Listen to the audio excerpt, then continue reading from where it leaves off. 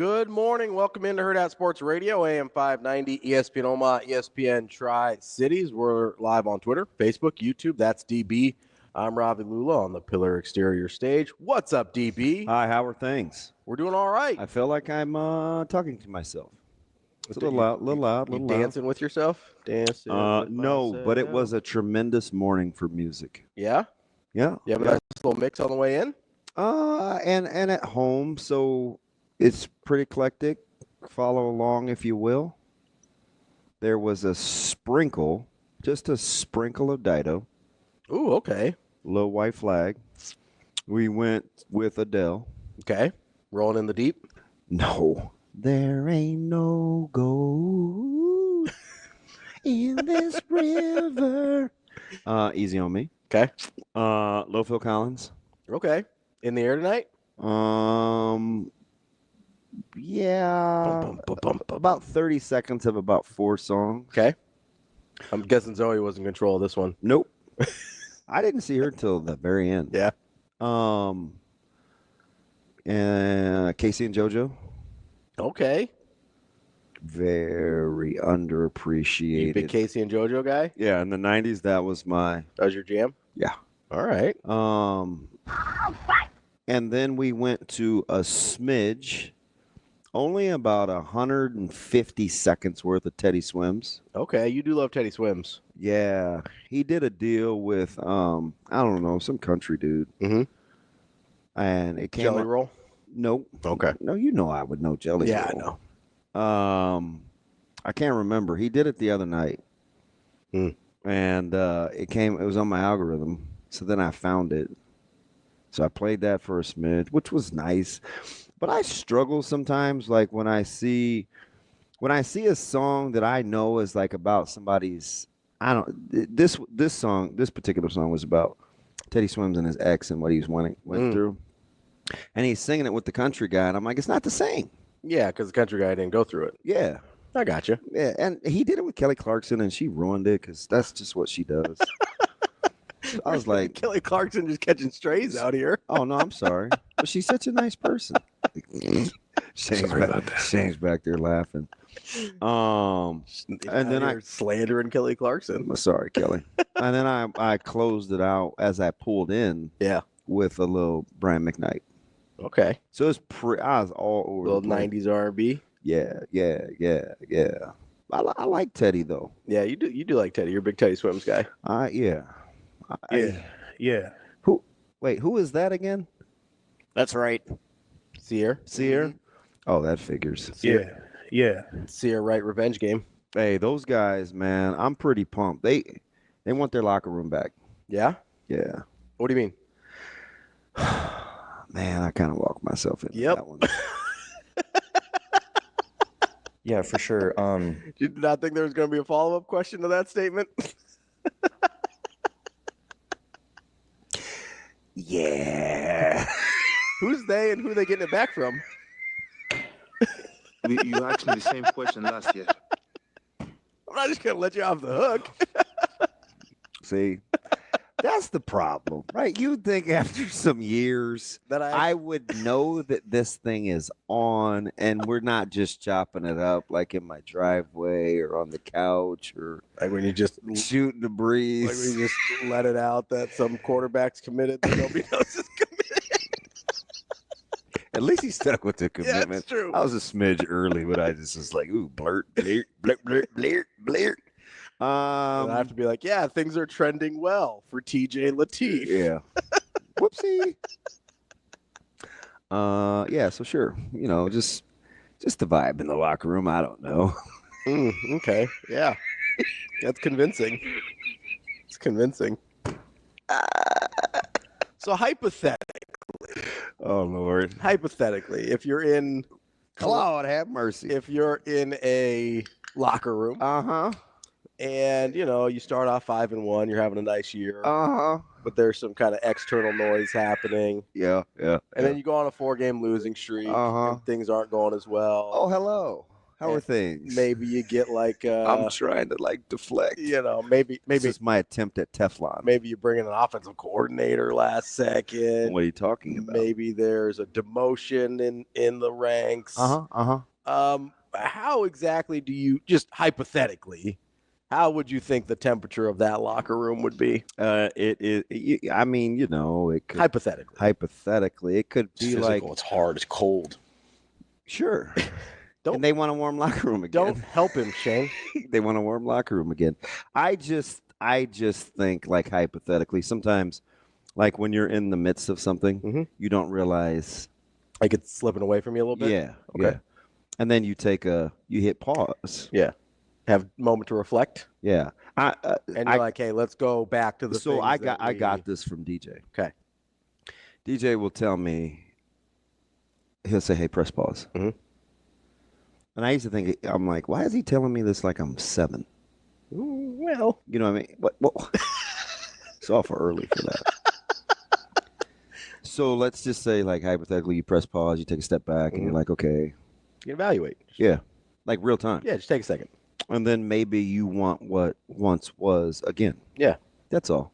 Yeah, well, because there's and Sierra Wright is a guy that I think can champion that.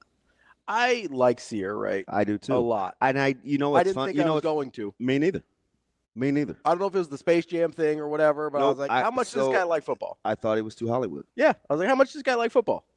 But it took about 3 weeks for me to come around. Yeah. Because he had to get back in.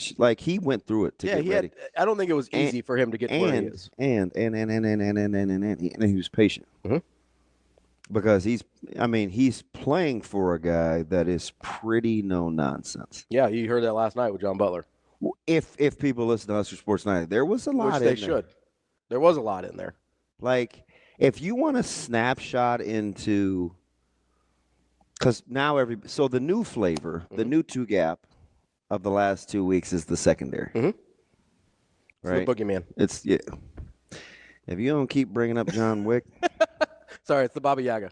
So where was I yesterday? And somebody showed a picture. Oh, in Nebraska City. Yeah. So they always have somebody that like is in the audience, and they take these pictures and they like put their head on a stick. Mm-hmm. So yesterday it was Caleb and John Wick. What do those two have in common? They just were in attendance. Silent So they like put their face on chairs. Yeah. Deion's been there. Mike Tomlin's been there. My sister from like the 80s had been there. Has Tupac been there? I don't know if he stopped by when he stopped by Westside to get the gear. Nope. Tupac hasn't been there. Hasn't made an appearance yet. Matt Rule's been there. Oh, that's nice. Comes to see you talk. That's nice of him. It's weird. It's funny. I always like one of the cool things about going there is like, oh, whose big head is bobblehead is going to be taped on the chair today. We're gonna have a Teddy Swims out there. So yesterday it was John Wick. Okay, John Wick and Caleb. Yep. Yeah. So I didn't think I was going to ride with him because I'm very, very, very particular, and I try to be. The only thing that keeps me sane is that I coach, so I stay current with kind of how personality traits are. Because it would be easy for me to just be like, well, it used to be like this, and this is what works, and this is how it should be. But the kids keep me current because I'm like, okay, you got to kind of roll with the times. Yeah, you got to figure. And how much do you have to roll with the times without compromising? Yeah. So he's been one of those guys where I'm like, yep, I ride with that guy. But probably early on I wouldn't have. Yeah. This was too much. A lot going on. But now the thing, my favorite thing about him is he competes. Like the moment is never too big for him. Yeah. We saw that last week. It's just not too big. Like it would have been really easy. I wanted to ask him. I don't really know. I don't know him like that. Yeah. But I was like, how come you can't catch your breath? Like, are you having? Is this anxiety from scoring, or like, why are you still sitting on the bench? Why didn't you come back in? Maybe he's got like asthma or something. I don't know. But hey man, you got asthma? I'm not doing that. Yeah, we could. Oh, that didn't feel right. I know you pretty well, and I'm like, I want to say, why do you eat those stupid Crustables? But I feel some type of way because you may have a valid reason, so I don't ask. But while we're at it, why do you eat those stupid Crustables? You act like you didn't ask me that like 30 seconds before. I wasn't listening to the explanation. I did hear you say sugars. Yeah, I can't wait till But I was listening to a story. 10 or whenever I'll actually get to eat the breakfast that the lovely folks here at Hurrdat Sports You could Bar get a grill. 2-egg plate, which, by the way, we apologize it wasn't on Eventbrite. Or maybe it was. And there was miscommunication. I don't know. I've known her so long, she can talk with her face. She didn't say one word, and I know what she's saying. So you can get the 2-egg plate. You can get the biscuits and gravy. Of course, there's the bacon, egg, and cheese sandwich. And then there's the sausage, egg, and cheese sandwich. You actually going to get to eat that today? Yeah. But you know what I thought of? What's that? This is the first time since I can remember, like, I will eat dinner at home on a Friday night. Yeah. No game tonight. Clearly. You're such a genius. Well, I mean, there's Creighton, Nebraska. It's J-Sker night. Yeah, that doesn't bother me. It doesn't bother me at all either. I like Mostly both. because I am one. I like both. I love. Do I love Creighton? Yeah, I love Coach Mack. I love Coach Mack. You love Coach Mack. I love Coach Mack. Yeah. So that's like I love Coach Mack. So you'll ride with Creighton because you love Coach Mack. Because he's the guy that because you used to not like Creighton. Yeah, he got me. And Coach Mack got me in. Yeah. Yeah, because I knew I liked Flan, but I didn't really know him. So then I started seeing him around town. Flan's great. He might be the GOAT. Yeah. Now Kirsten will give him a run. Yeah. Like, it's close. They have a lot of really good coaches over there. It's close. Yeah. But I had always been a service guy. But I thought, it's just baseball. He lets me come to practice. You know what I mean? Like I thought like he was just doing me a solid. Mm-hmm. But I love Mac. I remember Nebraska was struggling. Mm-hmm. Struggling. And on a humbug, on a limb, I reached out to Coach Mack via text. And my man hit me up. And I was like, you know what?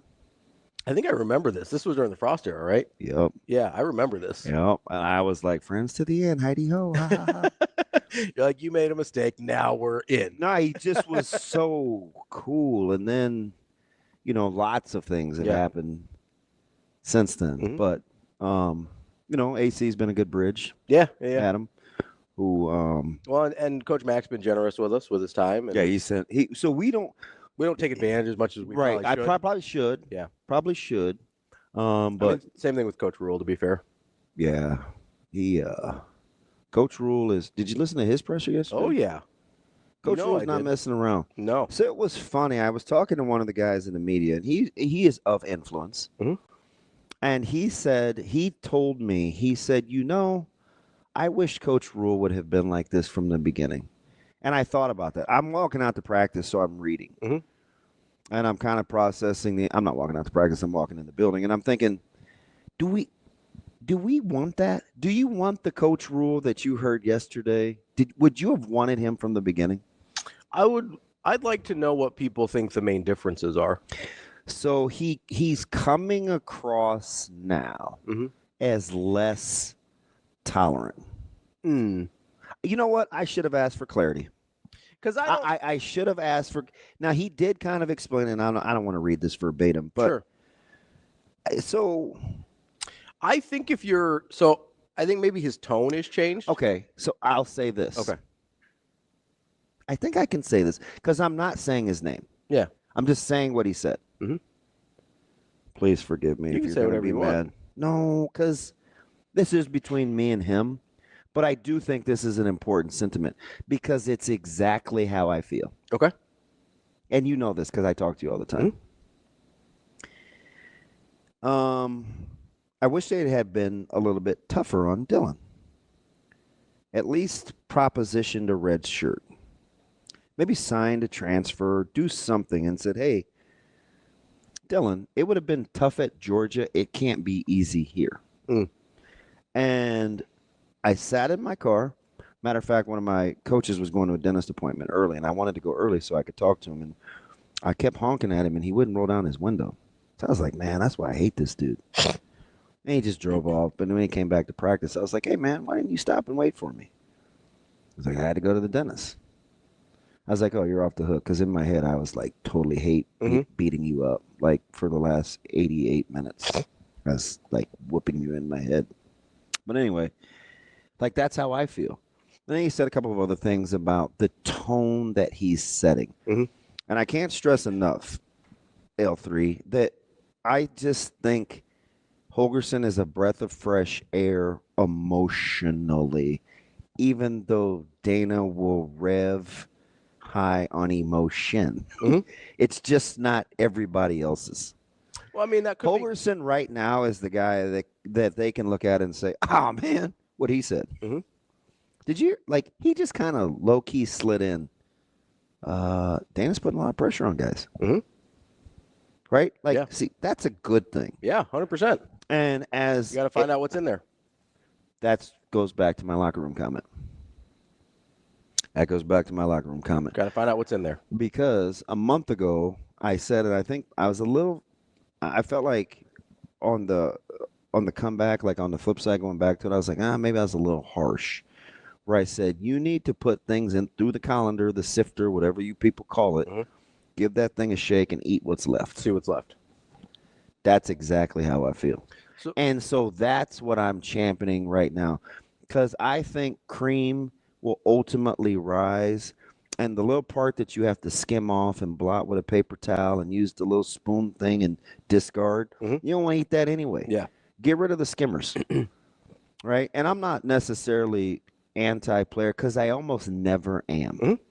Right? I'm usually, but sometimes, like, you're just doing too much. But what's best for them and what's good, what feels good in the moment isn't always the same thing. Sometimes those things don't coalesce. You know what I mean? Let me ask you about the Dylan comment there, because I do think that's interesting, and that's the example that he used, right? Yeah, and you know that it used to make me mad. Yeah, for sure. Because I convinced myself, I love Dom. The family is super good to me. He's competitive. He's talented. Just ride.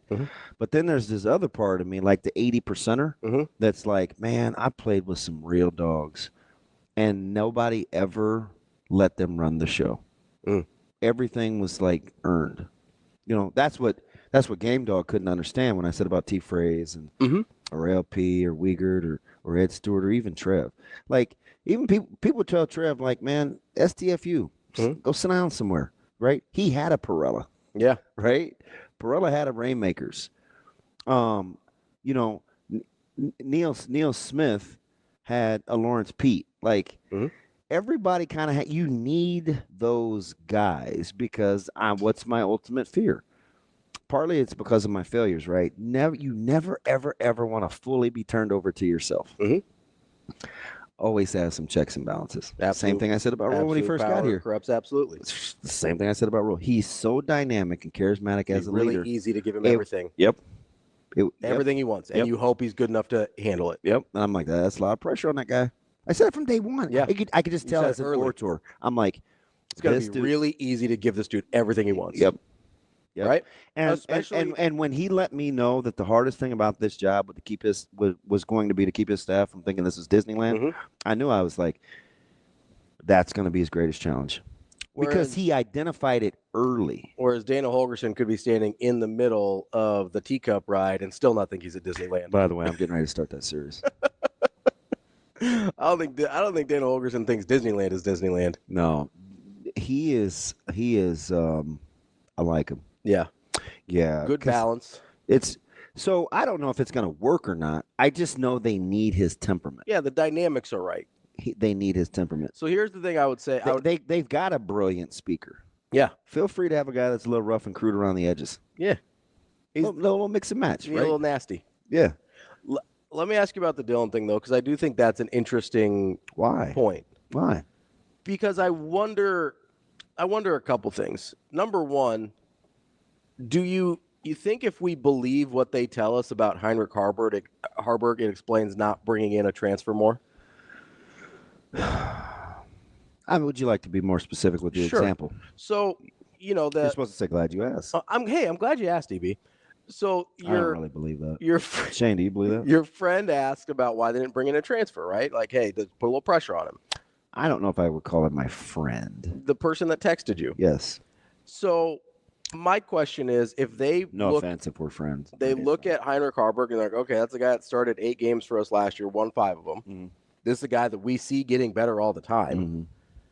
Maybe they viewed him as the pressure. Maybe they thought he was good enough to be, or is good enough to be the pressure for Dylan, and they didn't think they needed. Well, it's just funny to bring in an extra. that you use that as the example because, well, actually, it's good, dude. So it's funny you say that because when they took it down to the wire, mm-hmm. and everybody was like, "Well, no kidding, he was going to be the starter." See that they missed the mark because mm-hmm. that wasn't the point. Wasn't well. Would you wait so long you knew? The point was you had to have some other attributes mm-hmm. that you needed to develop before we said okay. The physical thing wasn't the issue. And the funny thing about that with the eye roll and everybody's sarcasm and you do it all along. I don't know why you just didn't make the announcement. Mm-hmm. Those are like the same people now that are like, well, I wouldn't mind a little bit of sprinkling in of Harburg. It's like, what? Well, why now? Yeah. You know why? Because Coach Holgerson freed you up on Tuesday when he made the comment about competition. We've seen this before mm-hmm. with skill guys or guys that have been anointed. Adrian Martinez, does anybody remember the freshman year from the sophomore year? And the 18 pounds and the not competition and you want guys to be challenged. So don't chastise and eye roll a coach or coaches when they try to create an environment of competition. Right? 100%. You can't have it both ways. Don't get at both. Can you name me the best backup quarterback that Adrian Martinez? And I'm not saying. Listen, and Dylan clearly is. I mean, he's got a chance to be really good. But he's like regular people that they need to be sharpened daily as well. You don't just get to roll out of the womb and be like, man, job well done. Right? It's still progress. More Hurrdat Sports Radio coming up next. Welcome back here on Hurrdat Sports Radio, AM 590, ESPN Omaha, ESPN Tri-Cities. Make sure you come out here where we're at Hurrdat Sports Bar and Grill. We've got our last live breakfast of the season here this morning. We got food, we got drinks. And I only have one friend. We got tickets to give away and a parking pass from our friends at Tickets for Less. You can't let TFL beat us here. That's true. And he beat us here. You got to make sure you get out here. I know we've got some friends coming later, but come on out. I don't understand. Like, what are you sleeping in for on a Friday? You guys don't have jobs. Like, what are you doing? I think some of them might have jobs. Ryan barely has a job. Somehow that guy is convinced the free world that he's this financial wizard and he does what the heck he wants to do. Kind of. I mean, is T. Mose not the epitome of Kramer? Who knows what Tyler Mosman does? Does anybody know what Tyler Mosman tried does? to ask, and it's unclear. Yeah, it's very vague. I've asked very specifically. I'm like, so what is it you say you do here? Yeah, exactly. And, I get some corporate nonsense, and I'm like, that doesn't sound like a real job, T-Mose. It's crazy. How are you just always out during the workday? So, wow, now you guys are going out, huh? I wasn't jealous. A little bit. We both have bougie taste. Why you make it seem like I'm jealous? That was me. Wow, now you guys are going out, huh? That was me and Travis was the bougie taste guy. Travis S? No, but now you guys are going out. I was talking about T-Mose. That was Mose, yeah. T-Mose. Yeah. We wouldn't hung out a little bit. Yeah, so does that make sense what he was talking about when everybody says play younger guys? Yeah. Shane, play clip 6. No, not clip 6. Play clip 7. I think we have a really good core of younger players that not only have the skills that are required, they have the football kind of brains that I'm looking for. I know Matt has talked about that at length, at least when I've heard him speak, is there's a football skill set that's required, but there's a football character that I've always believed in, and I've heard Matt characterize it as the football brain, that you're like, there's a level of, you have to study the game as much as it's the physical part of it and learning and applying that learning quicker. And I think that, I always tell these players, even when I was in the NFL, it's like when they come back for bowl practice, hopefully we're fortunate enough to play in a bowl game, where they come back for spring practice, and then they come back for training camp. It's the same. You're taking the same class every year. You're just becoming more and more experienced in that class. So now when you come back and hear the terms that we're coaching the second time around, it's not like, because the first time you're around, you're like, what does that mean? And then the second time around, you're, okay, I'm hearing it again. He's saying it the same way. Okay, there's examples of me doing it right. So it's the compound learning of it's not like you're in school and you're going from calculus to trigonometry or whatever the stages are. You're not like, okay, I'm going up to now I'm in a elite level class. It's like I'm learning the same stuff, and now I'm learning more about it within that same class. That kind of is the analogy I like to use. And then they become so comfortable with the system, that it's just become second nature. And I think that the continuity of the staff, the continuity of the players, the continuity of the system is such a valuable thing, because if they're having to learn a new defense every year or a new offense every year, you're just never getting that level of, foundation. Right? Yeah, there's a lot in there. I think that I always have this battle within my head of continuity and what he's talking about, learning year over year and that type of thing, versus making things simple enough that you can get your best players on the field. Like that was always the struggle with Bo, right? Is you're like, hey, why does it take guys 3 years to get on the field in Bo's defense? Mm-hmm. When I can go, and I get it's a different caliber of athlete, right? But I go watch Alabama, and you're telling me Nick Saban. Alabama! Like, obviously, Nick Saban's a defensive genius, and he can find a way to get true freshmen on the field on his defense, but Bo Pelini can't find a way to get freshmen on the field on his defense. Like, so there's always, in my mind, there's always that internal struggle of simplifying things so the best players can play and having that institutional knowledge year over year. So the thing about it is when he's talking about like the checks, because that's Nebraska City's finest. Oh, there we go. He is the king of the pictures on the tables. I feel like this is a poor representation, because when I'm out seeing you guys, it's like packed. You come here and it's like, this is how people really feel about us. This guy's hilarious. So, the whole thing about, do you want them to be able to make checks? I go through this every week, right? Mm-hmm. I'll show you plays from Indiana, or I'll show you what happened against Ohio State, or I drew these guys yesterday, the over route against SC, and why that play. Do you want the flexibility and the creativity to be able to check into and out of plays? Do you feel like there's a certain level of things that people should know that should allow you to check? Because if you listen to, I see the wheels spinning, because it's the dilemma, right? Because what Coach Rule will tell you is, listen, if we're in cover 2 and you're a cover 2 safety, play cover 2. Be in cover 2. If you're cover 3 and you're 3 deep, you're deep third, like not that hard. Don't let anybody behind you. Play deep third. Mm-hmm. So there are those base things that you ought to be able to do that are solely the player's fault. Solely the player's fault. Because it's like I always say, when you want to assess blame, if it's a pet concept and it's something that you do all the time and it lacks execution, that's on the players. If it's installation of new concepts or checks and communication and it's not novel and you still do it anyway, that's on the coaches.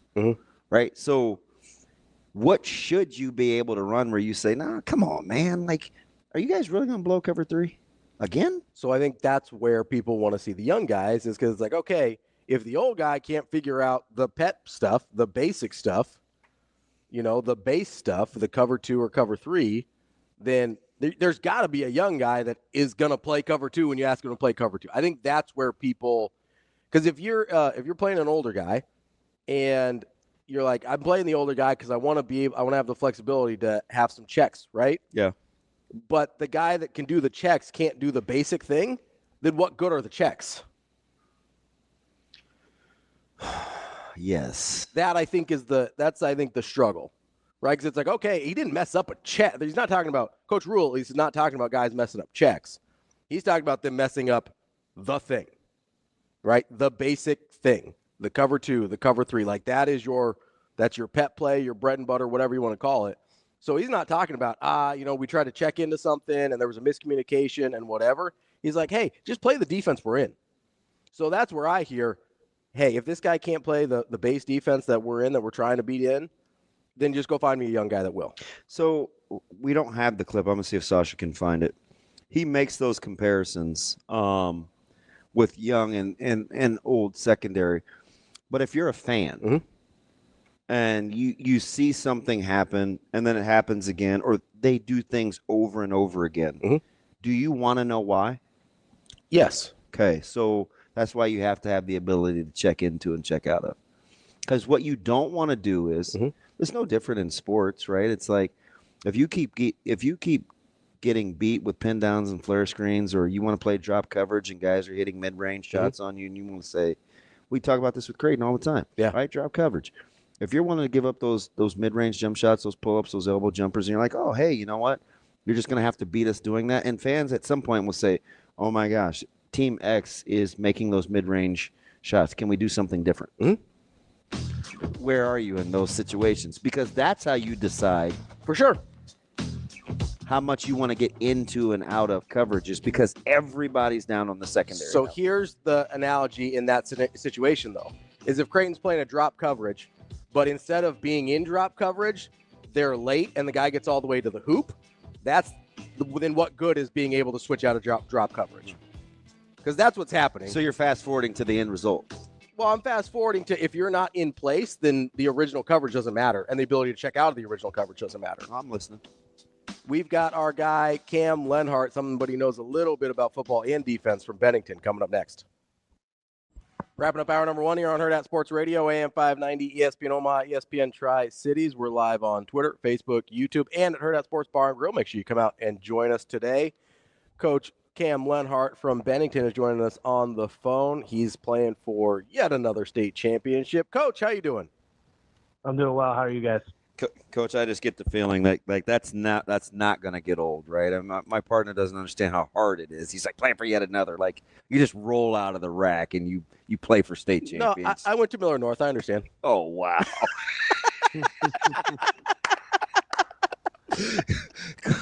Coach, you kind of, at least on the outside looking at, you have the perfect personality for this, because every time I see you, you're so even keeled and just buttoned up. Like, this has to be kind of a cool stretch for you, where you get a chance to put your personality traits and what you believe in to the test, knowing that you have to keep your team in the moment, day after day, then week after week, game after game, until you can even get to this point. Like, that's a nice little blend, isn't it? Yeah, for sure. It's really awesome to just see everything that we preach and everything that we ask our kids to do come a full fold. And, just the success that they've had is all because they choose to do the right thing every day. Coach, as you've kind of gone through this year, obviously it's been a little bit different than some of the past years because you actually had to deal with a loss. How did you as a coaching staff and the guys who really hadn't been through that process kind of react to that and respond to that? Yeah, well, I guess it started immediately after the game, and when we met as a team, and I told the kids, I'm really excited right now because now I get to truly see if what we preach on a day-to-day basis is what you guys actually believe in. Are we going to come back with the idea that we have to get right back to work, or are we going to sulk about this? And so, what kind of mindset do we have? And our kids showed up the next morning to watch film and get better. So it was good to see. Coach, there's that kind of old cliche, you learn more from a loss than a win. Like, did you find guys' ability, or I guess even willingness to be sort of coachable and absorb what they needed to do to not have that feeling again? Did you see any change in that, having experienced something they hadn't yet? Yeah, for sure. I thought our kids did a tremendous job at first admitting that we have weaknesses. Like we have spots where we have to get better at.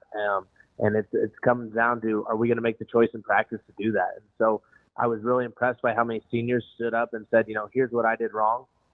Here's how I'm going to fix it. And we had a lot of guys who came and said, hey, Coach, this is what I know I need to get better at. How do I do it? And so I really commend our kids for having that humility to know that they didn't play their best game, or they have spots where they can improve, but they want to get better at it.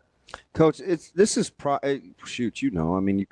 is probably a little too simplistic, but we were talking on NEB Preps earlier this week, and I said the interesting thing to watch as I'm kind of preparing for this broadcast is Skutt has a little more big play ability, like can get it in a chunk, whereas you guys are so good defensively, it has to be earned. There were special teams scores galore the first time around. Have you kind of pinpointed where you want to be better, or what you think some of the differences may be the second time around? Yeah, I think time of possession is one that I really focus on. if we look back, Skutt had the ball for a lot more, I felt, than we did, especially, on that last drive where they drove down to kick field goal. But even before that, where we kind of sputtered out on offense and couldn't get a drive going, and they could consistently go. And even if they didn't score where they had to punt, they were still taking a lot of time off the clock. And so I really think that needs to be reversed, where our offense needs to be consistent in terms of just driving and having the ball. And I think the biggest thing is when we have the ball in offense, that means that Mr. Van Dyke and Mr. Kallega don't have the ball in offense. So, yeah. Coach, it's always interesting when the state championship is a rematch of a game that's already been played this year. How do you feel like you guys are different than you were the first time you played Skutt? I think just in terms of running the ball, I think we have a little more confidence in what we're really good at. Yeah. That would be one. I think we've really leaned on that the last two games in the playoffs especially. And like I said, in terms of finding our weaknesses, it's good to know week 8 where that's at so we could make adjustments. We had to make adjustments quick playing Elkhorn North and following week. And so, yeah, I think just of where we are defensively from week 8 to now is different as well. So, Coach, it was interesting the first time we talked to you, which didn't seem like that long ago. You kind of like the breakdown of the schedule because the district was so tough and it's highly, highly competitive. Do you feel like this is the payoff where you've gone kind of through the grind down the stretch, you get some familiarity with opponents, and now you just kind of get to settle in to do your thing? Is that closer to your wheelhouse, or would you rather kind of have something new and different? I think, it's really hard always playing a team twice, but with Class B being as small as it is, you're bound to do it at some point in time.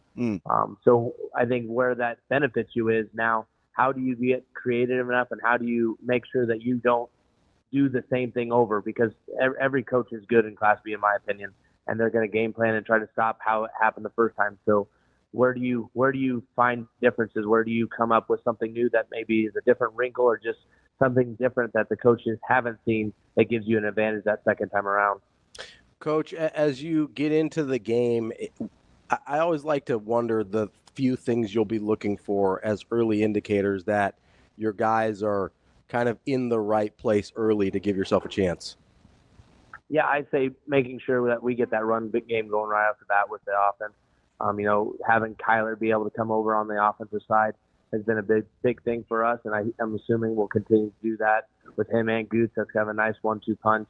But then on the defensive side, just making sure that we try to create as much fits as we can for, like I said, the Skutt offense, who's very talented.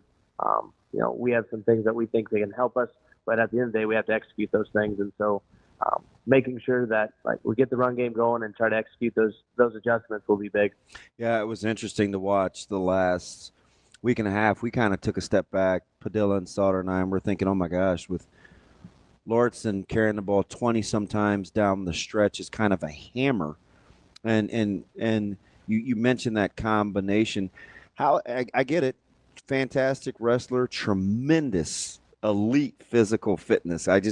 There's never any drop off in his game. Is this kind of what you had planned all along, to kind of be able to have the hammer late with such a good player like him?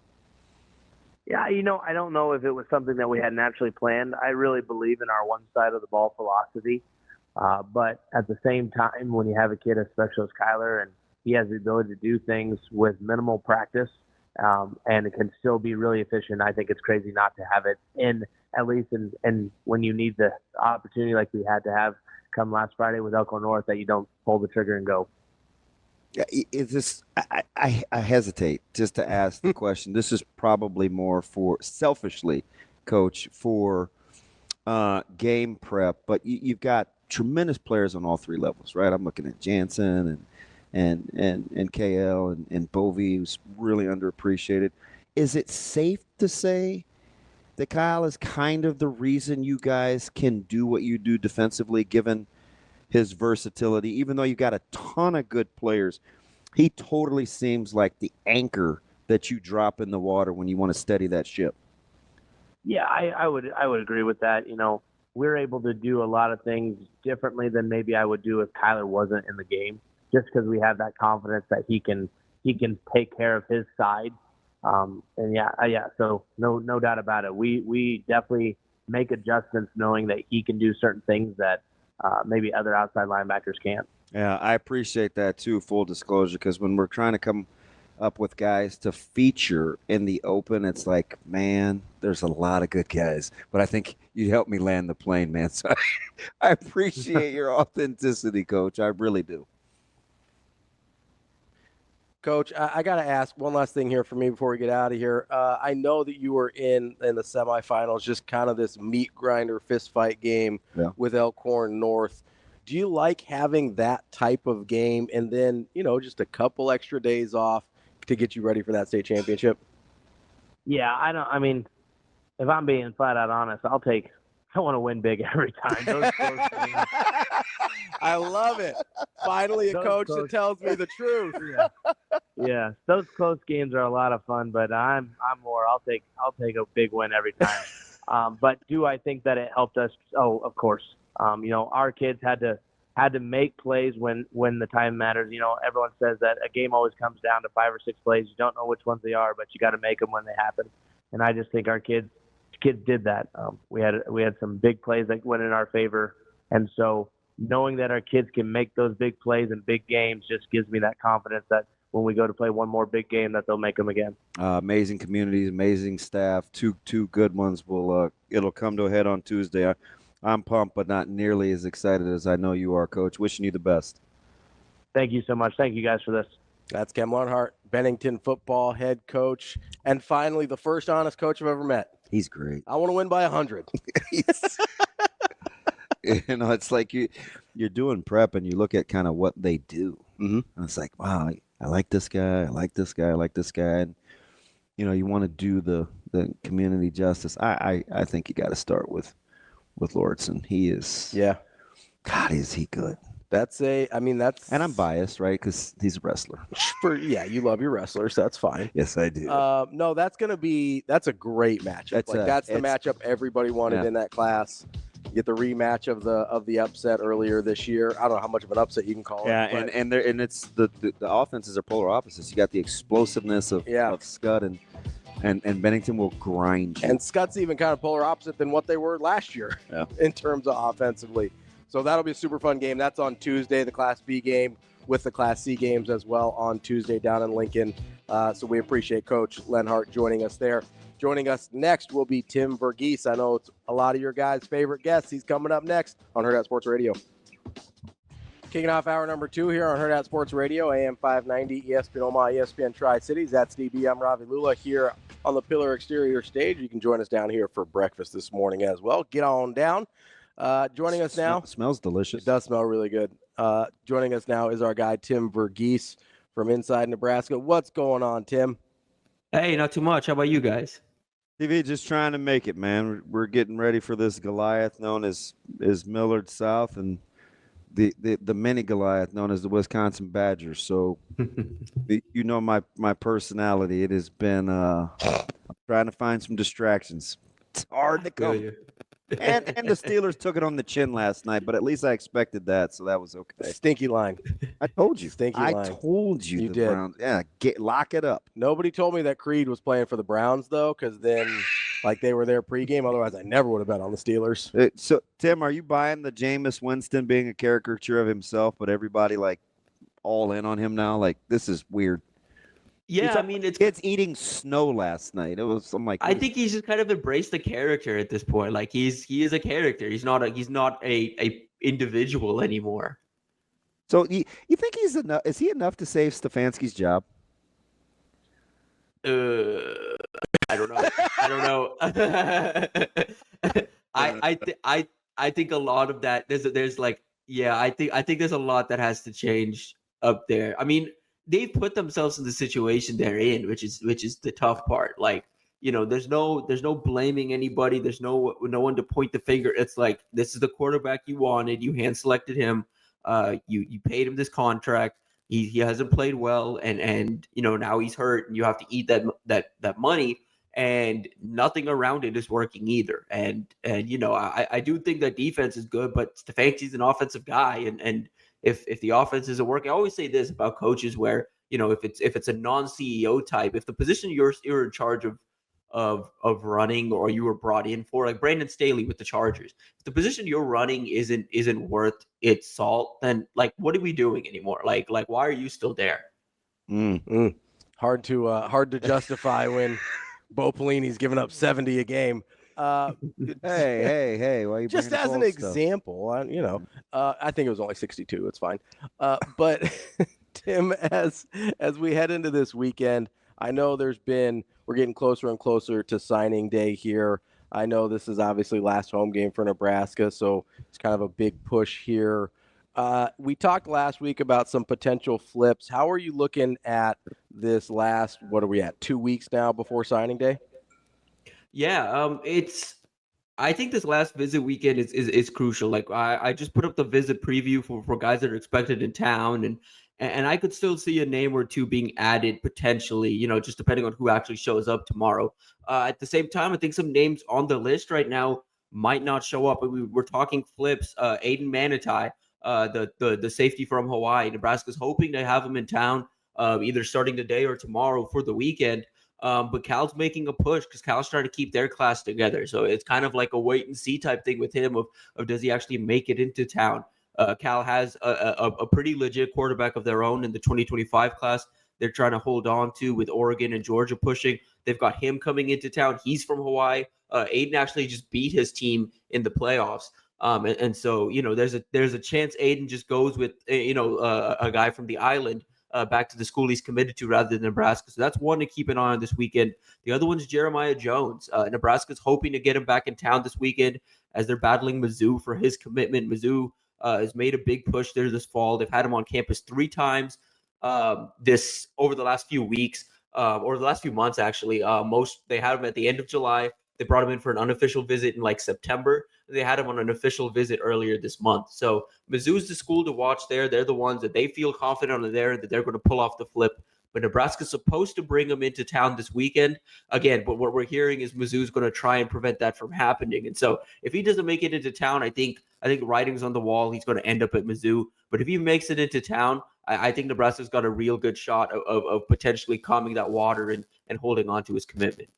Tim, is all of this, and I'm not blaming you here, but it all sounds very dramatic when it's like, man, like Mizzou's trying to keep this guy from going on a visit. Like I have visions of DeAndre Jordan getting isolated in his house with trying to get him to sign in Houston or whatever. Like I get these very dramatic, like spy thriller ideas in my head. Like when you're saying, hey, they're trying to make sure Jeremiah Jones doesn't get to Nebraska, what does that actually look like? Yeah, I mean, it's just communicating of like, hey, like we want you, like this is the reason why, like, we talked about this on the official visit. Like, this is why you should come here. Don't take this visit. I'm sure there's some NIL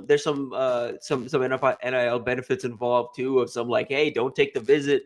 We'll throw a little something. You know what I mean? Like that happens. That's just like kind of the world we're in now. Yeah. Hey, what do you think happens with Mills? We'll see. I think he ends up in the class. I think Oklahoma, last night they lost their quarterback in the 2025 class. I think they're going to see a couple other losses here in the cycle. Their lone 5-star offensive tackle commits visiting Texas this weekend. A&M's trying to make a late run there too. So I think Oklahoma's kind of in this weird position where they kind of have to move quick on their own offensive coordinator vacancy to try and calm some of their waters because a lot's up in the air. Their O-line coach, their wide receivers coach. I think the big thing with Mills is going to be what happens with Emmett Jones. Right now, I think the belief around Norman is it's not necessarily a guarantee that whoever the new OC is, Emmett Jones remains the wide receivers coach. I personally think that's a mistake. I think Emmett Jones is a good receiver and a good developer and has had a bad stretch of just injury luck this year. But if they lose Emmett Jones, I think Cortez Mills ends up signing with Nebraska. But I also believe that's a recruitment where he's the type of kid and not just it's not on him, it's more so his recruitment. You could see a Clemson swoop in late. You could see a Florida swoop in late. Florida's getting pretty aggressive here with NIL here at the end of the cycle. We could see a couple teams kind of swoop in late, especially if Nebraska doesn't take care of business and get that 6th win. Yeah, Tim, how is Oklahoma trying to blame this on the wide receiver coach when their top 6 guys are hurt? Yeah, I mean, it's not the receiver. It's just like for them, it's like they need a change of. They feel like they need a complete change at the offensive side of the ball, and I just don't think that's the case. I think the position coaches are quality. I like Emmett Jones. I like Bill Bedenbaugh. I think Bill Bedenbaugh is one of the better O-line coaches in the country. I think his history speaks for itself. His evaluations, his development speaks for itself. And the fact that it's even like a conversation at this point that those guys might not be around next year, I think it's a little silly and a bit overreactionary to just a poor year in terms of injury luck on the offensive side of the ball. Tim, you had a ton of questions in the mailbag about the secondary. Ravi and I have been talking about Coach Butler last night and kind of this premise that, hey, are we doing too much? Is this not enough? Do we want to be able to check in and out of things? Is it safe to say that, like, when you look at the secondary, has this been the biggest head scratcher for you? Yeah, absolutely. I think just the inability for the front end and the back end of the defense to be on the same page consistently. I thought that was something that might figure itself out over the course of the season. I also didn't expect it to be as much of an issue. I kind of thought with how late Butler got into the program and into the system, I thought it would be like, okay, Tony's communicating everything for the defense this fall, and it's going to be all under Tony. But it very much feels like the front end of the defense and the secondary is segmented based on what John wants the back end to do and what Tony and Rob and Knighton want the front to do. And so, yeah, that's been a little bit of a head scratcher. I mean, what's not been confusing for me at all is why they're struggling, though. Like, it feels pretty obvious that they have an athleticism deficit back there, and Rule has tried to address that by bringing in really good athletes, uber athletes, I would even argue, and a mix of good football players and good athletes. But most all of those guys need development, and this wasn't the year for those guys to kind of step into bigger roles. And so you're seeing, like Jeremiah Charles is getting thrown into action, an elite athlete by every stretch of like what by the word means. He's elite, but he's not a football. Like, he hasn't played a whole lot of football of snaps, a whole lot of snaps at cornerback. So it's a guy that probably needs another offseason, maybe even another season in like a reserve role before he's ready for starting minutes. In the back end, you're playing Gifford and Singleton out there because those are the guys with the most experience, the best communicators, and do provide you a burst in certain situations. But when you face the USC types, when you face the Ohio State types, when you face these teams with elite athletes and receivers and you need guys to win one-on-one matchups, those aren't the guys that can do that. You have those guys hypothetically on the depth chart, like somewhere in there. Those guys just aren't ready to play football at the Big Ten level just yet. All right, I'm curious to get your thoughts on this because he talked about Coach Butler talked last night about coaching older guys in the NFL versus younger guys and kind of the transition of what's too much. Give me your thoughts on this clip right here. No, I would say that would be the biggest difference. It's when you're coaching a college kid versus coaching an NFL player for me for 10 years, there's an adjustment that's required in my brain.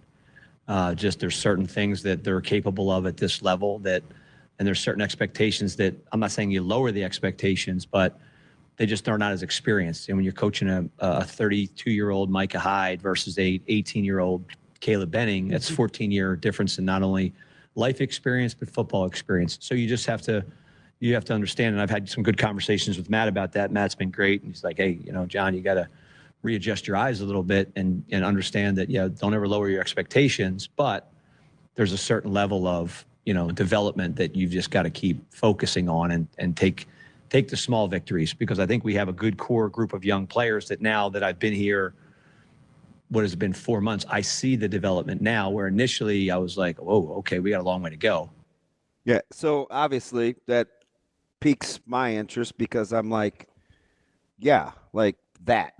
And I know what Coach Rule would say on the alternative. How important is it that you think those guys understand getting on the same page of risk reward is something that as a hurdle that the staff in terms of continuity has to get over as well?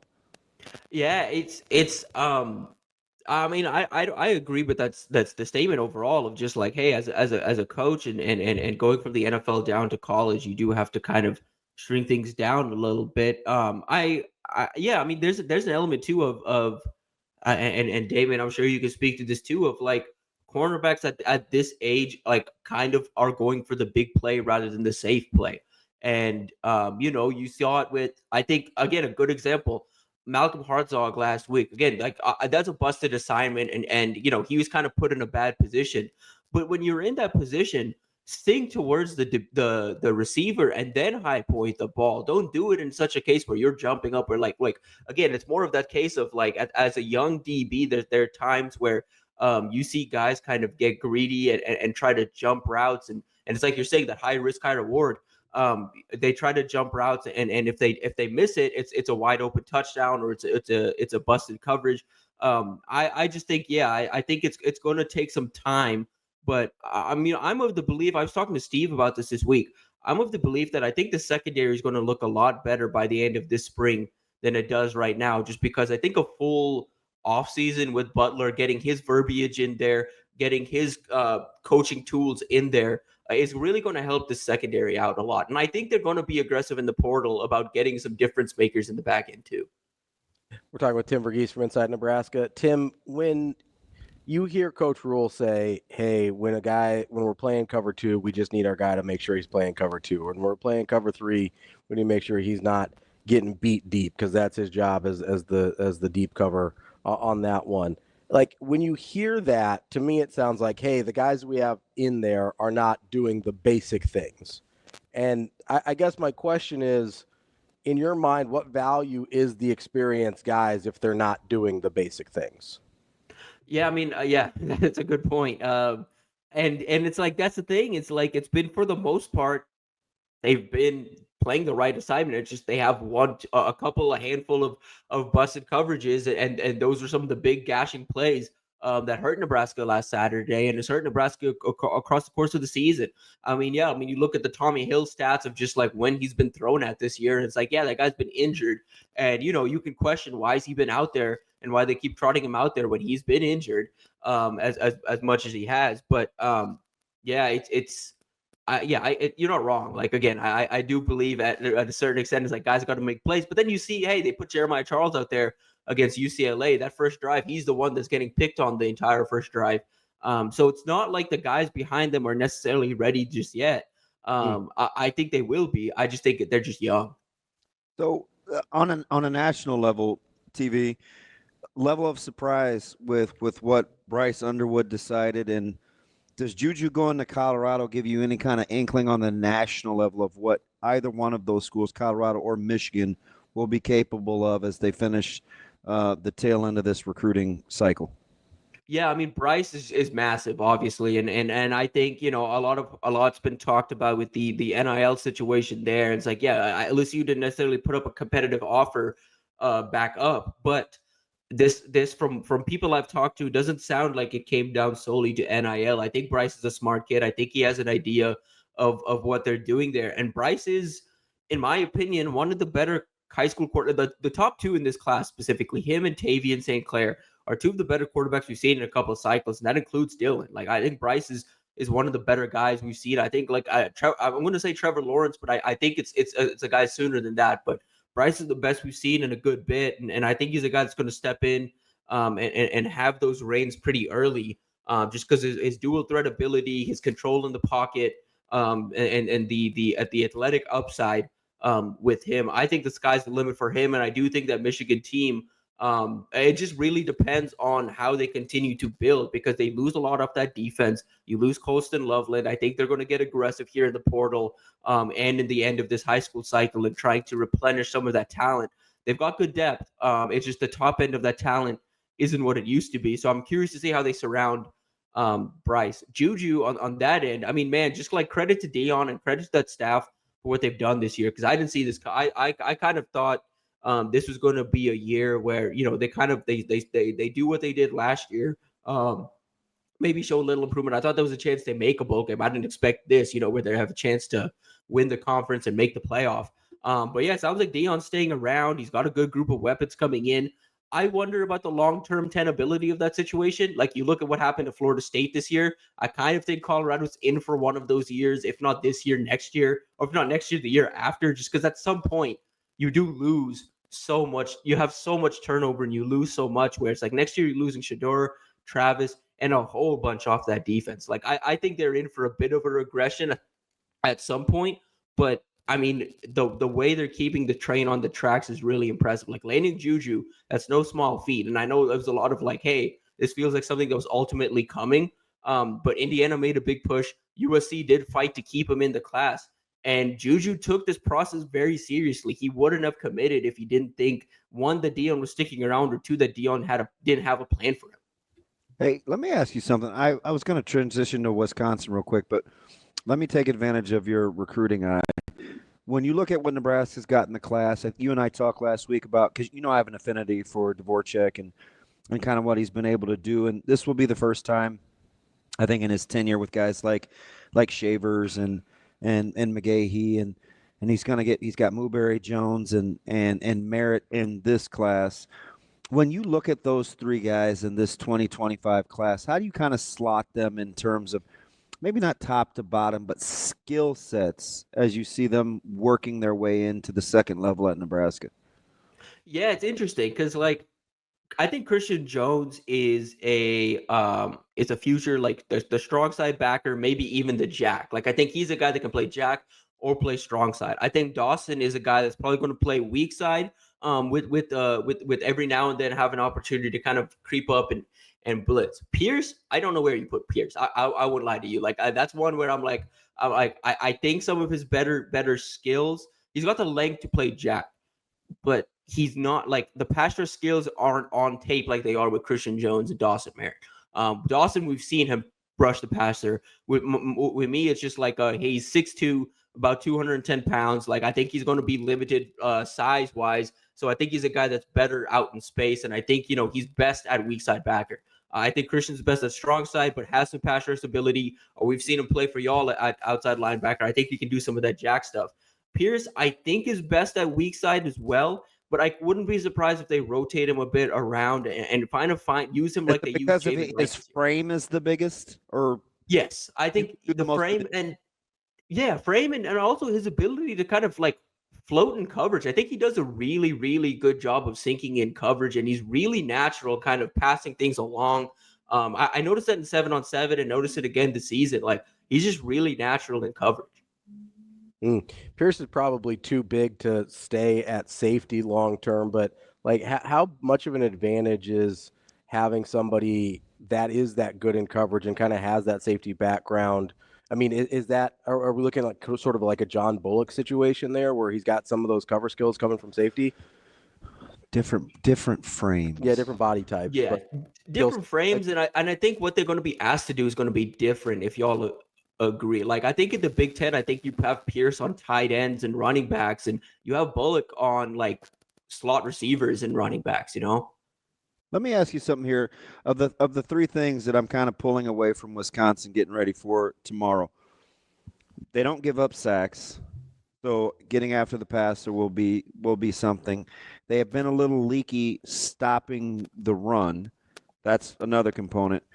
And Locke has thrown an interception in every game he's played.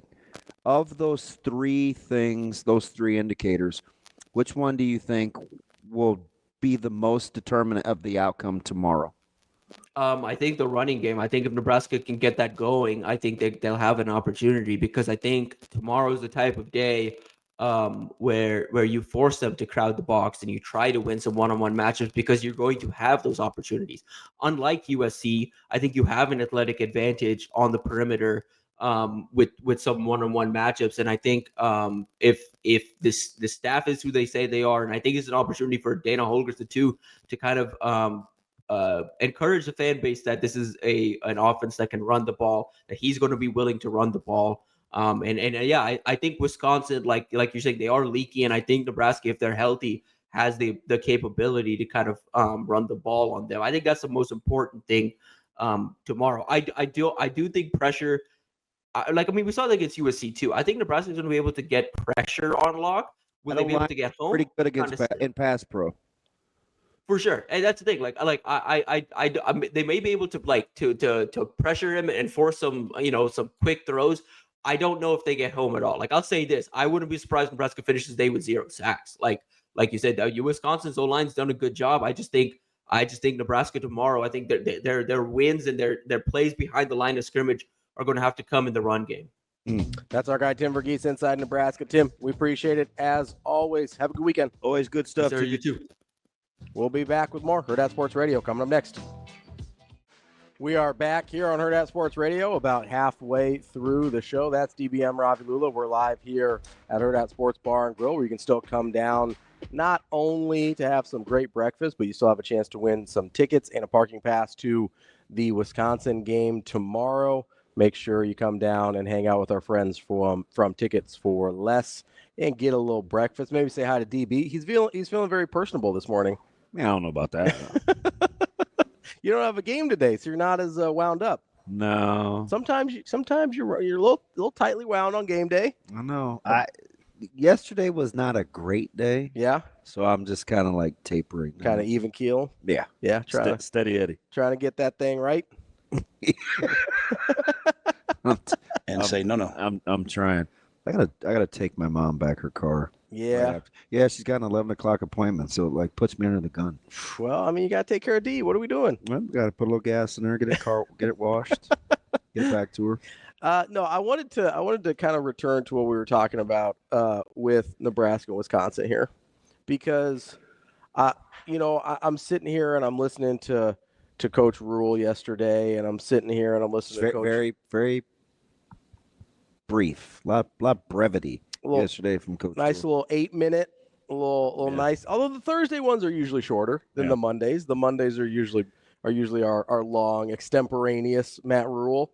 But he said something that I was really interested in terms of the pressure. I don't know if pressure is the right word, but the gravity is the word he used of what the guys are going to feel tomorrow. The seniors are going to feel tomorrow. Yeah.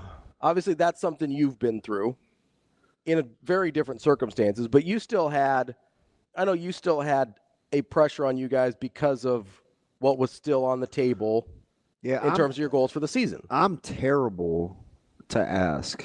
Number one, I'm not sentimental.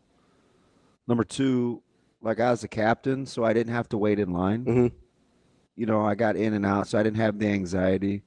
And number three, we had the Big 12 championship game looming. So it's kind of a blur. Yeah. And I'm not, that's just not in my wheelhouse. Yeah.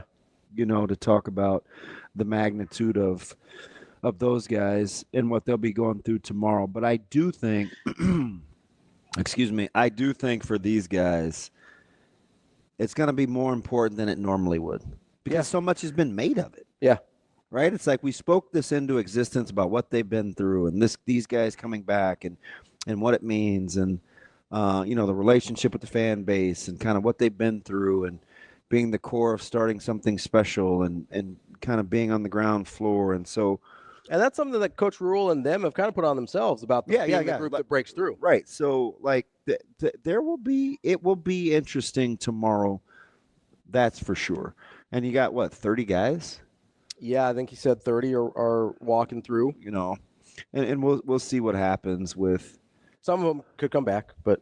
Yeah, we'll see what happens with Marquise and Jamari. I know he talked as though it was a foregone conclusion, but lots of things can happen. Yeah. And but it's a big group. It's a big group. And I'm really interested to see because we've talked so many times this year about are guys able to kind of take the emotions out of it and just make it about football. When Nebraska's been able to do that successfully this year, they played really well. When you go all the way back to Colorado. I go, hey, if this is about football, Nebraska's going to win this game, right? Then we go to USC. You're like, hey, if Nebraska can make this about football, you feel good about Nebraska winning that game. We saw it at Indiana. We saw it at Ohio State. When Nebraska's able to make it about football, they're pretty good. Yeah. Yeah. How confident are you that they're able to make it about football tomorrow? Well, that's the part I don't know. If I could cap the emotions, I'd be really, really good. Yeah. Because of the X's and O's I can see. Right. But emotion is something you can't really put a gauge on. I do think it's interesting. It's down to 1. Mm-hmm. It's been as high as 2.5, and not that Vegas has a great feel once the betting public gets involved, but there, with whatever is swirling or not swirling. I mean, we got guys. that like feed the rumor mill and it's just super unprofessional stuff. You saw Coach Rule shoot down, the Malachi Coleman questions yesterday. Whatever's going on with Tommy Hill. Those are things that if you can set aside and compartmentalize and you make it about football, it's a good matchup, right? The three key things that I think will be of some relevance. Luck does have a propensity to turn the ball over. He's a 9-9 guy. Turn it over in every game he's played. Can you make that string continue? They have protected the quarterback well. They're among the tops in the conference in terms of not giving up sacks. But when Nebraska plays well defensively, they do it by getting after. They're really good against the quarterback. They get after the quarterback. So will that give? And the other thing that I brought up is, Wisconsin's had a hard time stopping the run. Yeah. And so can Nebraska take advantage of that? If you could boil it down to like those three things, it's like you said about just making it about football. Can they make it about football? I don't know if Senior Day is an advantage or not, because I can't cap the emotions that they're bringing to the table. Yeah, I don't know. It's probably different guy to guy. That's not like a group. I do think this week has been highly, highly competitive, though. That's good. Right? It's a good start. Well, you have to start there. Yeah. Let's get to our guy, Commander Cody, here on the Hurrdat Hotline. What's going on, Cody? Good morning, gentlemen. I'll make it quick. Is Nebraska more likely to go 3-0 this weekend or 0-3? And if they go 3-0, how annoying will Twitter be? What's the third sport? Volleyball. Volleyball? Have a great day, boys. Hey, wait, Cody. Yo. What's the third sport? What's that? What's the third sport? Are you going men's, women's basketball or volleyball?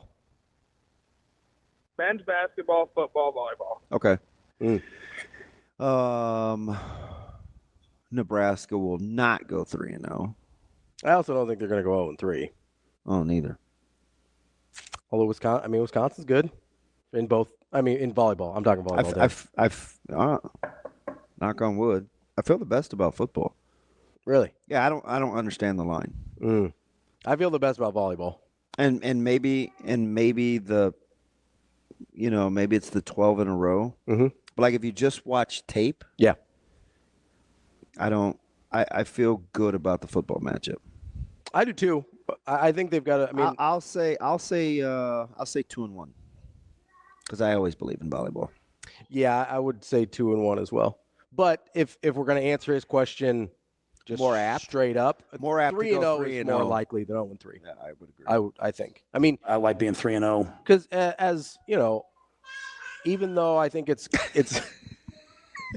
even though I think Nebraska is probably an appropriate 10-point dog to Creighton, like that's a Nebraska team that has given Creighton trouble in the past. Like they could, like there's a path to victory for Nebraska basketball. I think more than there is a path. They're still playing this game too early in the season. Yeah, I know. They used to play like first. Jacob gave the most Jacob answer yesterday. He's like, well, at the time play that game later.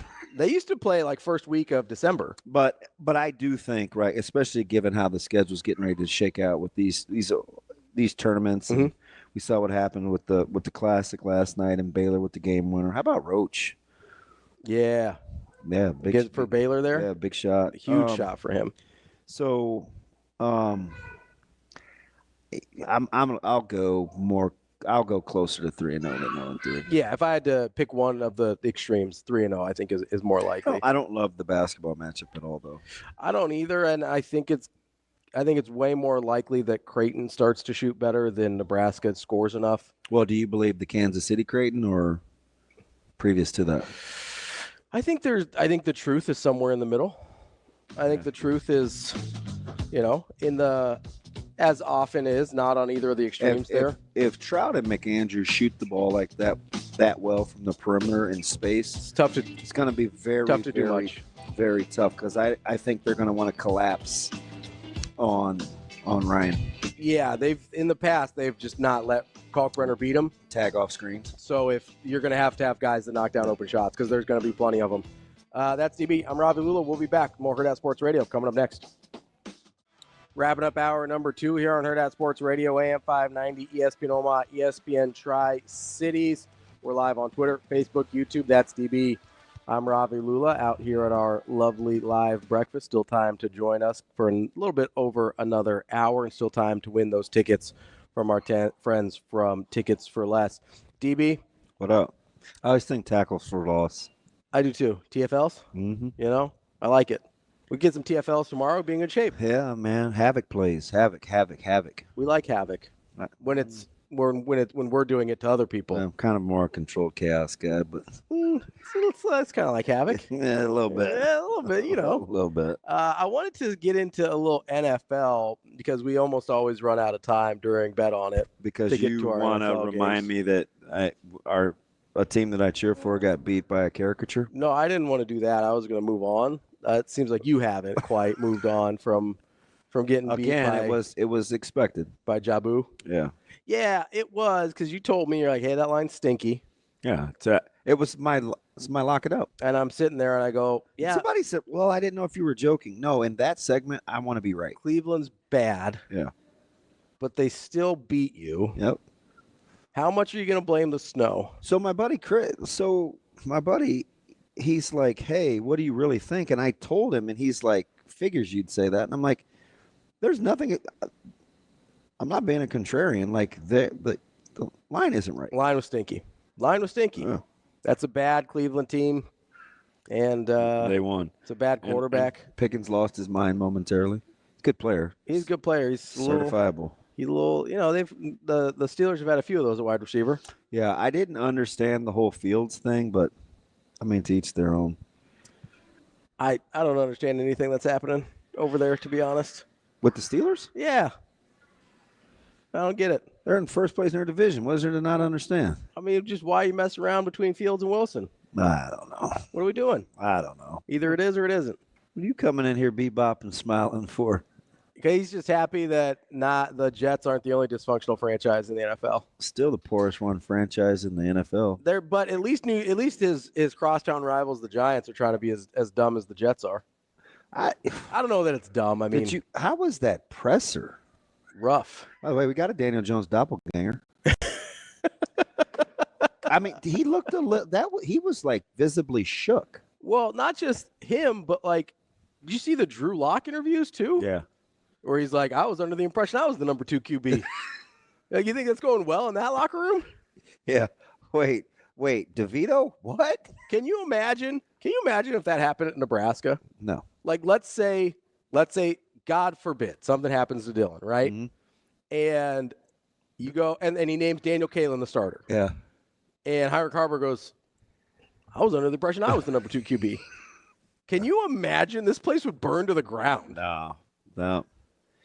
Dable, I'm telling you, 8 openings. Yeah, that's going to be one of them. Eight openings. That's 100% going to be one of them. I was going to settle on 7, but I'm going with 8. Wanted to get to a couple of the games this weekend. Why? Because I want to know what you think.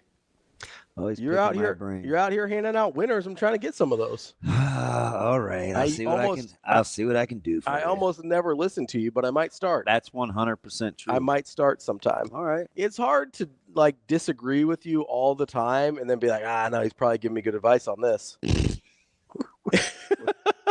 You conflicted? Yeah. What a dill rod. It's like, man, he's giving me bad advice on everything else, but he is picking winners. Yeah. I don't really know what to do with that. Enjoy it. Also, I see the like squirrels running in your head on how I get to these processes. They're hamsters, not squirrels. I don't do squirrels. Oh yeah, the squirrels are what you chase, right? Yes, okay. Yes. So, I see the hamster wheels going in your head as you figure these things out, and I'm like, I'm not sure I trust that process. Correct. I'm like Joel Embiid. I don't know if I trust the process anymore. Yeah, wow. That thing, speaking of poorly run franchises. Yeah, Morey, he can fix it. I don't know. He's the one that did it. Yeah, I didn't believe one iota in chemistry. Did you see what he did to Houston? Yeah, chemistry's overrated. Apparently with him. Unless you're Walter White. But I haven't seen Breaking Bad, and even I get that reference. You get the reference. He was cooking meth. Yeah, algorithm of TikTok. You do love your TikTok.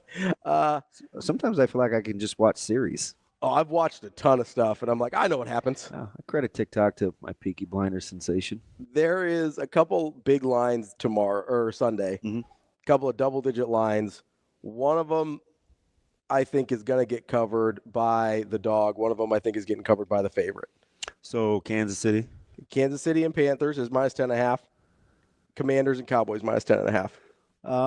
Which one do you think I think is covering? Which one do you think I think is by the favorite and the dog? I think you think the Commanders will cover and Kansas City will not. That's correct. Look at you. Do you agree? The Panthers have low-key been playing better. I actually like Kansas City. Do you? Yeah. Look, see, now I feel like you are just being a contrarian. You can tell by my delivery. I know. You can dislike the Chiefs. Yeah, Kansas City will cover. You think so? Yeah. I think the Panthers have been playing a little better. That's fine. They're doing still all the right. Panthers. You think the Commanders cover? So I think this is why I like Kansas City. Because the Cowboys are doo-doo. Bryce Young will struggle mightily with that front. Okay, fair. That front for Kansas City is the real Monsters. deal. Yeah. Yeah. And Chris Jones is wrecking people. He's incredible. Yeah, unbelievable. He can play all 7 spots, even though there's only from a shade shade to a 7. Yeah. Bryce Young will struggle. That secondary will be all over those passes. So I like Kansas City to cover. I get the double. I heard what B. Edwards said. Give me the Chiefs. Dallas, on the other hand, that seems too easy. They're awful. Free money. They get beat by 30. What? Last couple weeks in a row? Yeah, 24 last week against the Texans. And we're like, that line's not big enough. What's going on? I don't like it. It's 20-some the week before. Yeah. They're getting their head beat in, and they're not getting any better. So 10 seems low. It does seem low. Yeah. That one feels like free money. Yeah. I'm in opposite world of you. You're going Dallas. I like Dallas. Although Dallas did burn you last week on the free money versus sneaky line. But I don't. Vegas, they're not going to keep doing that. See, so last week is why I feel better this week. They're not going to keep doing that. The lines have been off the last 2 weeks with Dallas, and they got their doors blown off. And you're going to give the Commanders 10.5. So here's where I'm wondering with Dallas, because there's a few teams like this. Dallas, I always wonder about public money. That's one of those where I look at and I go, yeah, but people would be fading them though. Even their fan base is out, so they're not going to like crank money, and just because they're a publicly bet team, they would want to win money more than they'd want to give it away. I don't know. I've met a lot of Dallas fans. I feel like they're pretty stupid. Yeah, I know too. And one of them is super tight, and he's been with the same job for 35 years. And this guy would fade Dallas till the cows come home. And he's the biggest Dallas Cowboys fan I know, outside of my sister. No, it's close. No, yeah, I'll go with Kev. Yeah. Yeah, no way he'd put any money on Dallas. Well, I don't know. I've met some pretty dumb Cowboys fans. He's frugal to begin with. Yeah. Yeah, no way. No way. So you're opposite on me on Commanders and Chiefs. Yep. This is a team you like. Eagles, Rams.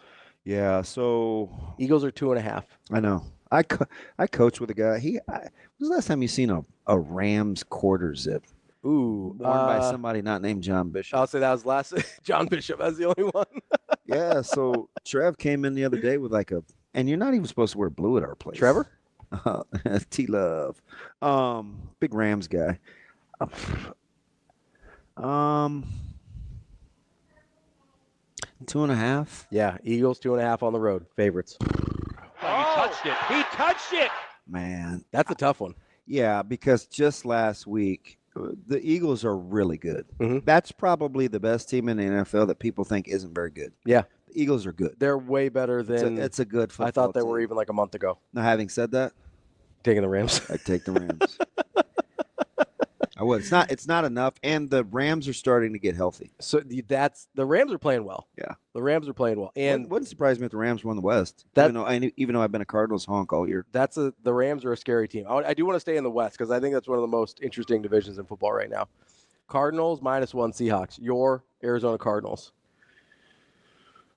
Where's that game? That's at Seattle, and it's only 1. Cardinals are a 1-point favorite at Seattle. Yeah, gotta take AZ. Yeah. All things being equal, which this game is. Yeah. You think the home team in Seattle would be worth more? Favored. Give me the Cardinals. All right. That might be your lock of the week. You think so? Yeah. Maybe. Right. We'll save it. We'll go through we'll go through our college games and bet on it. We'll see if you still think that's your favorite one of the week. Last one in the West, the 49ers go on the road as a 2-point dog to Green Bay. Do we get any separation in the West this week? I'm surprised they're favored. Who? The Niners are favored? No, they're down. They're 2-point dogs. Oh, yeah, I like the Niners. As dogs there? Yeah, because I think. So here's the $1 million question. I don't know if they're just playing gamesmanship about Brock Purdy or what. No, the Niners will win. Regardless? Yeah, the Niners will win because Green Bay's the better team. Mm-hmm. I don't think anybody disagrees with that. You're at Lambeau. Mm-hmm.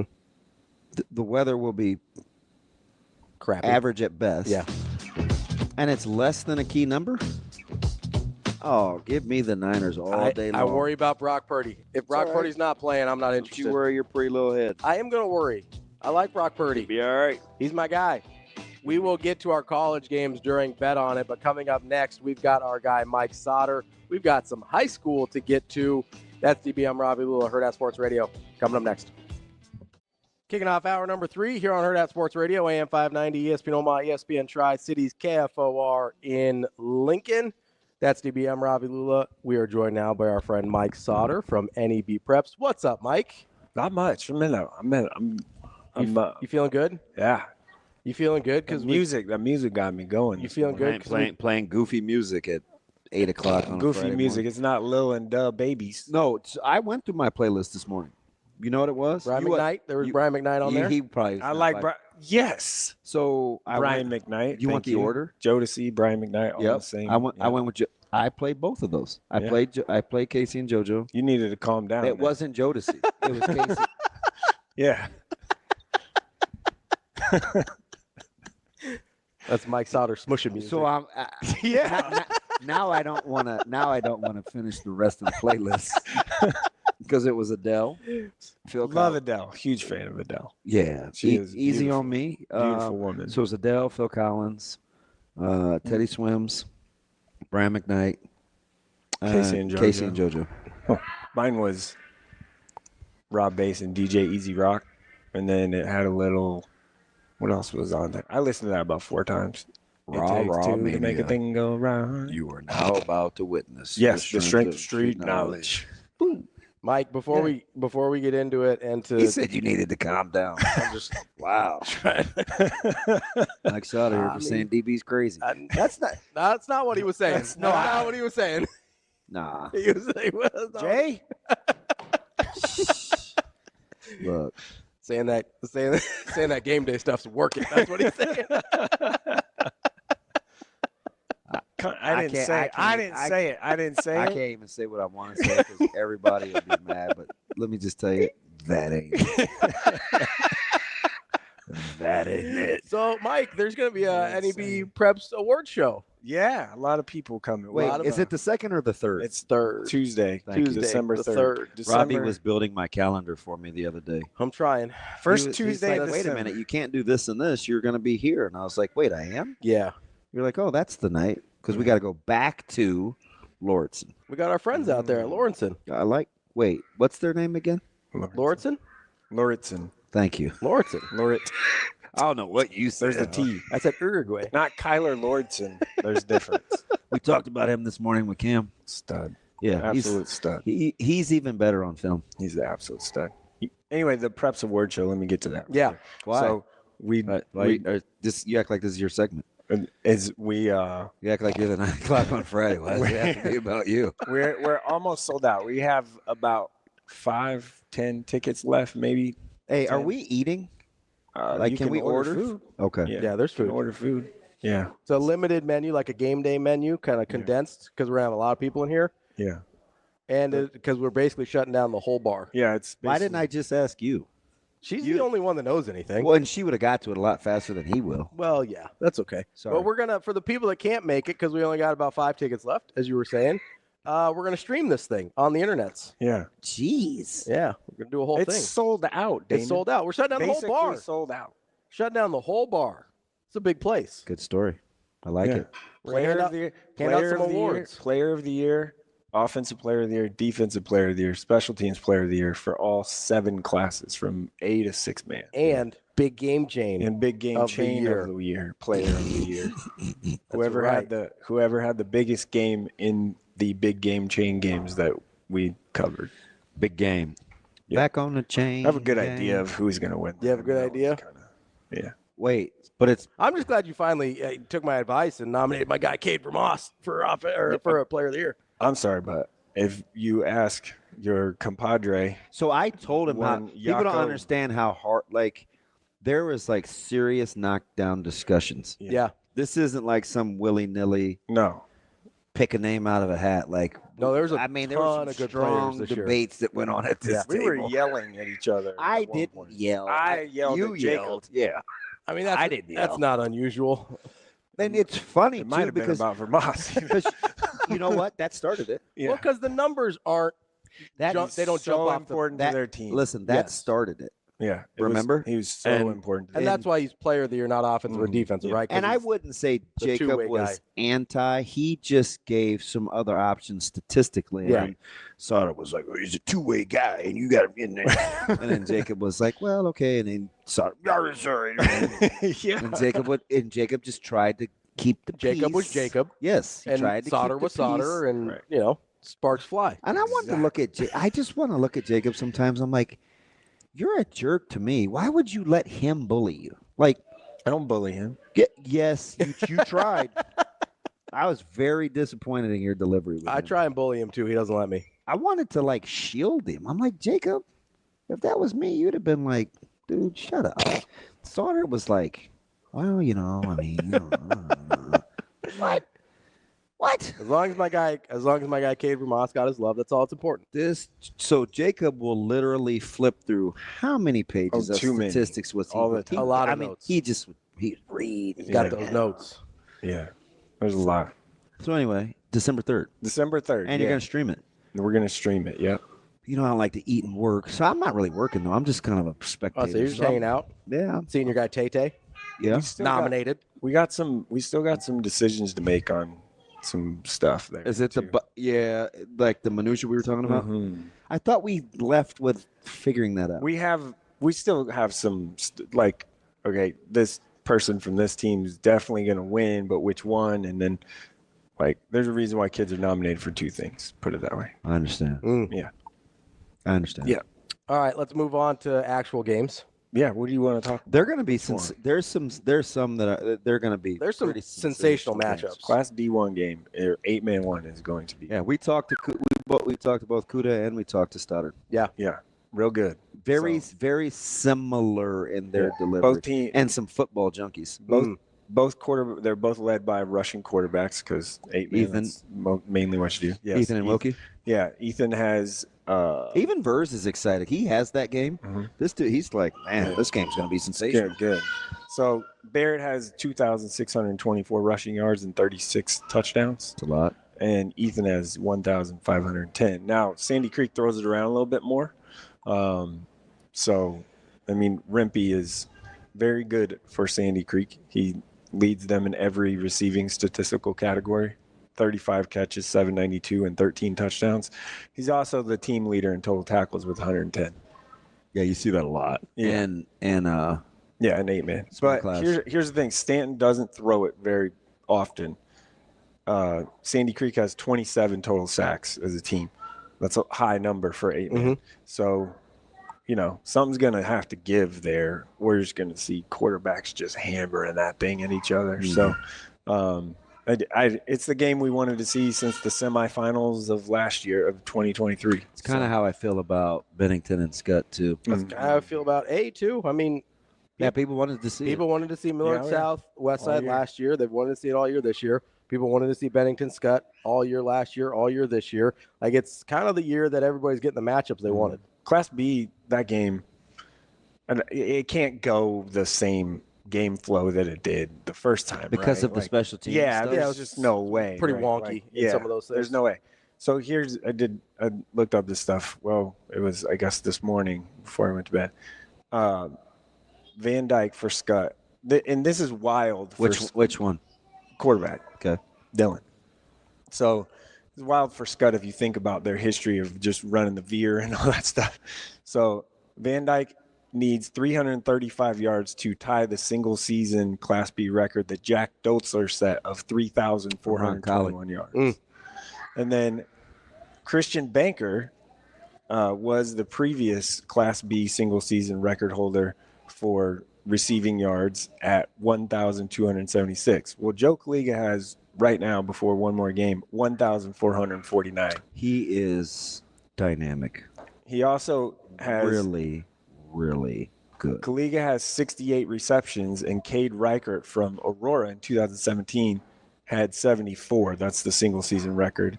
And then Shane Orr has 17 receiving touchdowns in 2019 from Roncalli. Yeah.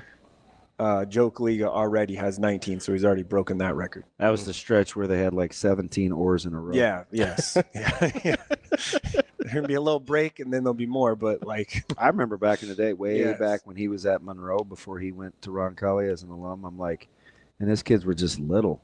You had no idea. It's just fun. It's just fun to watch them grow up. They just grow up, and people do the. So that B game, and then, we talked about Kyler Lordson for Bennington, just how good he is. He is 3 tackles for loss away from getting double-digit tackles for loss. He's at 100 total tackles now, and that would be 3 years in a row that he has 100 total tackles and double-digit tackles for loss, which is pretty remarkable. So it's going to be strength versus strength. Like Bennington's defense is the strength, and then Skutt's offense has been pretty powerful. So especially those two guys, and Van Dyke's been able to run around a little bit more too. So it'd be so nice to be able to do those broadcasts in a good mood. Like this is going to really, it's going to really test my professionalism. See, that's what I've been trying to prepare you for. Larry's going to be like, man, DB, you're usually better than this. What's wrong with you? I've been trying to prepare you by testing your professionalism every day. Were you not here last night? He's great. So speaking of Class A, let's talk Class A for a second. Jet Tamala, pretty good. Yeah, quarterback. This is how prolific that offense has been. Noah Walters, remember him? He was pretty good in 2021 from Lincoln East. Yep. He set the single season Class A record of 3,402 yards passing. Jet Tamala has 3,444, already passed that, and still has a game to go. Jet Tamala has 230 completions on the year, and Alec De Toro, remember him? 2012, Papio. Yeah. The Class A record for completions in a season is 243, so he's 13 away from tying that. He's been crazy good like this year. Safe to say that's in jeopardy. He had 13 against us last year on a bad night. I was saying, terrible wind and rain. There would need to be something crazy happen. I'm sick of hearing you say that too. So you could knock that off. Tate Jenkins would have to really the Westside offense. This is my formula, I guess, for winning, if you will. Oh, go ahead then, Coach Sautter. Not seeing all the film that you guys get and not being on a coaching staff, but I think Tate probably needs to run the ball a lot. Ground game's going to have to work a lot, or you're patient. You're very patient. Go back to Gretna when you guys were in that state championship game and won, and Caleb had 13 catches, and there was a lot of them that were 7 yard out. We have 4 good that's what I mean. You have to keep them honest. Yes, and you have to just be patient with it. You don't have to take shots all the time. Like, just be patient, moving the ball down the field. Keep that offense off the field. So you've been pretty much all year to the joke that DB made. Is that you've said pretty much all year something crazy would have to happen for. He's not alone. I get it, but I'm he's the only one I'm talking to. That something crazy would have to happen. Something crazy would have to happen for Millard South to lose. Right. Do you still feel that way? I think it could be a little closer than we think. Now, injuries in that game, there's some major injury concern of if kids can play and if they can, and they're very key players for them. For both teams, that may matter a lot in this game, and it's something that is But we won't know. Yeah, we won't know until Monday if kids can go or not. So, one is. I wonder one thing, because you talk too much, so you're going to say things I don't want you to say. Something. I wasn't going to say names. So I mean, it's not that people don't know. It's just not. I mean, it's, right. We'll just move on. One thing that would really help me. I wonder who makes the line calls for Millard South. Is it Coach Wisdom or is it like an offensive lineman? Because they do a their offensive line is really good job of getting into the right play, right? Because we've seen, we're super nerds. So you like chart affected pressures, dropping 6, whatever. Like their communication appears to be at a high level. I don't know if that's I mean, it might be Glab because I think he's Glab. Yeah, he's their O-line coach. Man in the middle too. No, I'm talking about Carter. Yeah. He's had a great year. Dude, who you telling? Yeah, he's been really good. He's been really good. And that's something that I think might be a key. Might be a key too. Is getting pressure on Tamala up the middle instead of from the outside. It's the whole thing, man. Like it's been. I'm glad we had a couple of days, but you have to. You're not gonna get it all. You got to pick something. Yeah. Hey, remember, like, what are you okay with giving up? That's what we always talk about, right? Yeah. What's the thing you're okay with sacrificing? Also, a guy that has helped them out on the offensive line is DJ Gross. Remember him from McCook? He's their assistant offensive line coach too. So good to see DJ out there. He had obviously his dad was a pretty good coach at McCook. So it starts with 55 though, like you can tell. Mm-hmm. Yeah, clearly. And their offensive line has been great, and Amir Hill is that kind of difference maker guy that you got to account for everywhere. He's by far, I think the biggest. You make a mistake at 6. Yeah, it's gone. Yeah, 100%. Like often can run, but usually he's already down the field. Yeah, one doesn't need much. No. And they'll use him. He's had some carries. He doesn't need much. Yeah, I've seen him crease some guys after a catch where it's like you go back and you replay it and you're like looking at angles and stuff like that. And you're like, I think he had the right angle. I'm like, the guy's pretty fast. And in the punt return game, they can use him too. Return game stuff. So we have got to find a way to win special teams. Yeah, might be tough. Well, Keenan's pretty good at special teams. Man. If they punt or kick should it to we bother Keenan, showing up? If they punt or kick it to Keenan, then you don't want to kick it to Keenan. Are you buying it? Are you no? Are you listening to this? I'm not saying. I just said I think it probably will be a little closer than most people maybe think. Yeah, that's because you got a ways to come down from 21. I didn't say 21. Yes, I've never did. said 21. Yes, you did. I've never. You said 3. You said 3 scores. Wait, in June? 3 scores. A long time ago. I will stand on my thing that I've said all year since June was Millard South is the most talented team. I think they're the number 1 team. I think they're the best team. Like I've said that all year. And that's not a knock on anybody. They just are really good. Yeah. Like they're hard to stop. And I agree. So, so you've said the same thing. I know. Braylon's going to have to be really good. Like Braylon Warren's going to have to be really good. That's a fun kind of quarterback matchup because both those guys are, in my opinion, pretty darn good quarterbacks and high level ones at that. So we haven't had that since I guess Rizak and Zane. That was a couple of years ago. So I've got Central City and Wahoo. You like the fact that Central City has enough versatility offensively, running the ball with Kais and they have a run game which absolutely helps. That's totally different. Wahoo is really good defensively. Yeah, for a team that wants to throw it around in Central City, well, Wahoo has 15 interceptions on the year too. So they've given up, I think it was 80 points all year, if I'm correct, which I can look real fast. But Wahoo's defense is fantastic. But yes, they've given up 80 points and they've scored 633. That's pretty good. Their Shane, kicker, do we have coach? You said it's going to voicemail. He might be in the building. Their kicker might be actually working. Yeah. This is how much Wahoo's offense. Trying to track him down. This is how much Wahoo's offense has been just scoring touchdowns. Their field goal kicker is 1 for 1 with a long of 26 on the year. Yeah, scoring some touchdowns. He's 58 of 64 on point after attempts. Well, every time you and roll, that's not there. Every time you roll tape, like Brigham's gone for Brigham like 60.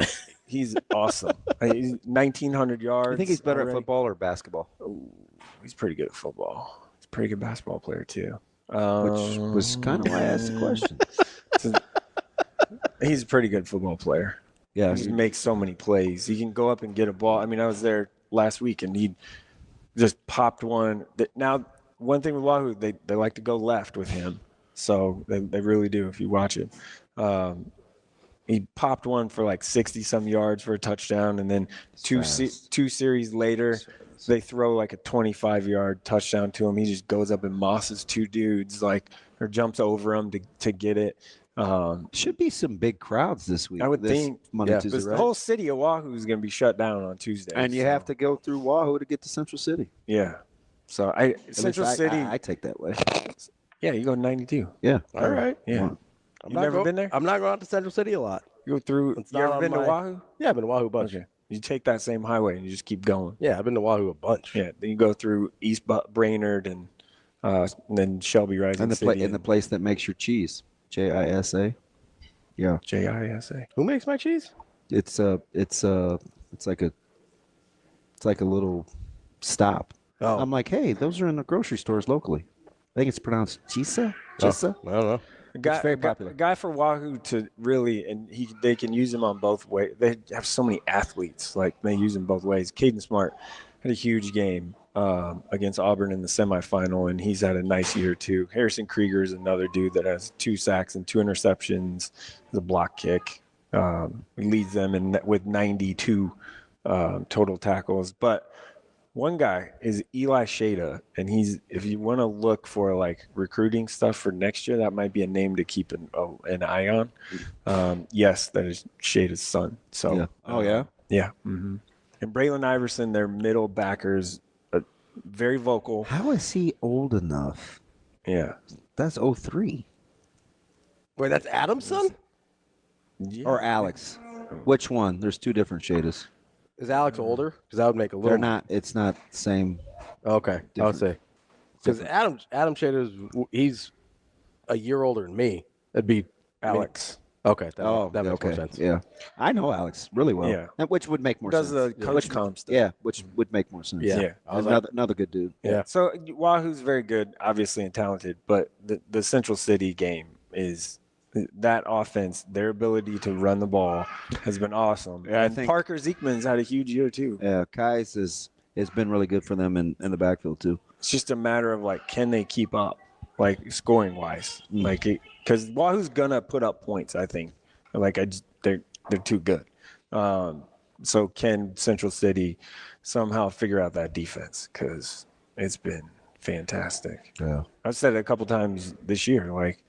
Bennington and Wahoo playing each other would be awesome because their defenses are so good. They're built similarly. Shane, Yeah. are we going to have to pass on the segment? On Coach? Yeah, he's going to have to redo it and do it on Monday. Okay. Okay. All right, fine. So, yeah, I mean, back to the Central City stuff is they don't really – well, I guess they have a bunch of sacks if you look at it. Damian Malachias has 6. Ryan Turman leads them with 6 interceptions. So they don't have a guy that pops as far as total tackles are concerned, but they've also scored 531 points this year. So it's pretty good. Yeah, they can definitely score. Their total they have 5,000 total yards of offense. So could be some points in that one if Central City can keep up. Mike, is there a game? I know we talked about a lot of really good matchups. Is there one that you are looking forward to the most? Yeah, I mean, outside the A1 is for obvious reasons. Sure. But I look at that 8-man 1 game I'm excited about. The 8-man 2 game will be good too. That's offense. That's a very prolific offense versus a defense that hasn't given up squat all year. Squat, not squat. So, and they met in week 1. Central Valley won 50-42, and that's the most points that Central Valley has given up all year. Was that 42 to Riverside in week 2-1? We do have some rematches. Yeah. Verghese was trying to get out there. They hadn't gotten back to him yet. He wanted to go out to Riverside. A lot of rematches in the state championships this year. Coming up next, we've got more Hurrdat Sports Radio. Welcome back to Hurrdat Sports Radio, AM 590, ESPN Omaha, ESPN Tri-Cities, KFOR in Lincoln. That's DB. I'm Ravi. Mike Sautter here with us as well here on the Pillar Exterior stage. It's time for Bet On It, brought to you by Warhorse Sportsbook, the best place in Nebraska to place your sports bets. Make sure you get out to the casinos in Lincoln or Omaha. You can bet on every major sporting event. DB. Omaha. Yes, sir. I think there's some interesting lines in college this week. Oh, do you? I do. I think there's some interesting ones. Well, do tell. I'd like to talk about it a little bit if you don't mind. Yeah. You know, since it is Bet On It, we could maybe you can get on some winners for me. Well, I'm on a heater. You are man. on a little bit of a heater, Okay. which is different than being on a humbug. Shucks. Which is another thing you say sometimes. How can you be on a humbug? I don't know. You say that. That's the thing you say. Oh, just on a humbug. It's like on a whim is usually how you use it. Yeah. That's exactly. I'm just what on it a humbug, you know? Weird. Let's start with Hot meat kettle. He's not black. Okay. I gotta go. Yeah, the whole Jerome thing was kind of like throwing people. Oh, man. Indiana and Ohio State. Let's start with a big one. We're minus 10.5 there. Ooh, it's come down. It did come down. It came down about 3 points yesterday. Let me double check. We're still at 10.5. In Columbus. Huh. That got all the way up to 13.5 at one point yesterday because B. Edwards wanted us to buy the point to 14. I don't know if he would still like Indiana at 10.5. That's a much different number. Fudge. I have to take Ohio State because you're always trying to beat the closing line. Yeah. So I would take Ohio State and I'd lay the 10.5. How good do you feel about that? Not very, because I don't love Ohio State's productivity relative to their talent, but they're due for an explosion. I don't like that. I don't know. I would lay the 10.5. They're due. I'm leaning Ohio State there as well. Here's one. Our very own B. Edwards is going to be interested in this one. Ole Miss minus 11.5 at Florida. Yeah, I like Ole Miss. I do too. Ole Miss is really good. They are clicking right now. And defensively, they're a problem. And they've actually got something to play for. Yeah. Right? Like that's a team that has a legitimate shot at the college football playoff. And there's a lot of people who think they could win a national championship this year. They're playing really well right now. I mean, I don't know about that, but I think they're a real contender. Maybe. Well, there's only going to be 12, so they all have to be somewhat plausible. I mean, I think they're better than like the back end of that. If you get into the playoff, you have a legit shot because you're into the playoffs. That's not always going to be true. There's going to be some teams on the back end there that I don't think have a real shot. Colorado won't have a shot if they get in. No, that's true. Yeah. They better worry about beating Kansas. But anyway, keep going. Don't worry. That one's on here in a little bit. Here's one I really am interested in. Illinois +1 on the road at Rutgers. I like Rutgers. You like Rutgers there? I do. Yeah. Stinks a little bit. Yeah. That those two teams are closer than I think maybe. They're extremely close. They're very similar. And Rutgers is getting healthy. Yeah. Because that was the issue early or kind of mid-season. Because they were playing pretty well. We kind of liked them. Although here's the weird thing, though. I think that game is virtually a toss-up. Yeah, I mean, and the line would reflect that. it would be. I'm just talking about the matchup. Yeah. Right. Because there's two different things. When you ask me these things, you're playing the line sometimes. I'm playing the line. Yeah. I don't worry about. You're not playing the game. Mm-mm. So what's Rutgers? They have 5 wins. 6-4. And Illinois is 7-3. Yep. Give me Illinois. Okay. Give me Illinois. I'm going to go with Illinois, but I'm biased there. Nope, too easy to take Rutgers at home. Give me Illinois. All righty. Stick with the Big Ten here for a second. Penn State -12 at Minnesota. CBS loves Penn State. Oh, that's down to 10 now. That is down to 10. Excuse me. I certainly was going to say Minnesota, and I was even going to say they could win. Give me Minnesota. I kind of feel like Minnesota could win this game. Give me Minnesota. This feels like a Penn State stinker. And Minnesota's starting to play. Minnesota's good for one of these a year. Yes. Give me Minnesota. I'll take the points. I was kind of leaning Minnesota there as well. BYU, my Cougars, coming off their loss, first loss of the season, +3 at ASU. I tell you what, as bad as the Kansas line was last week, this one may be worse. Ooh, you think so? I think ASU beating Kansas State makes this line make a little more sense. Everybody loves ASU right now. I mean, Dylan, he's the talk. Yeah. So you think ASU should be favored by more? Everybody, but not by much. Like 4.5, 4.5, 5. Yeah, they're keeping less it than at the key 6. number 3. Yeah, is it 3? It is. It is 3.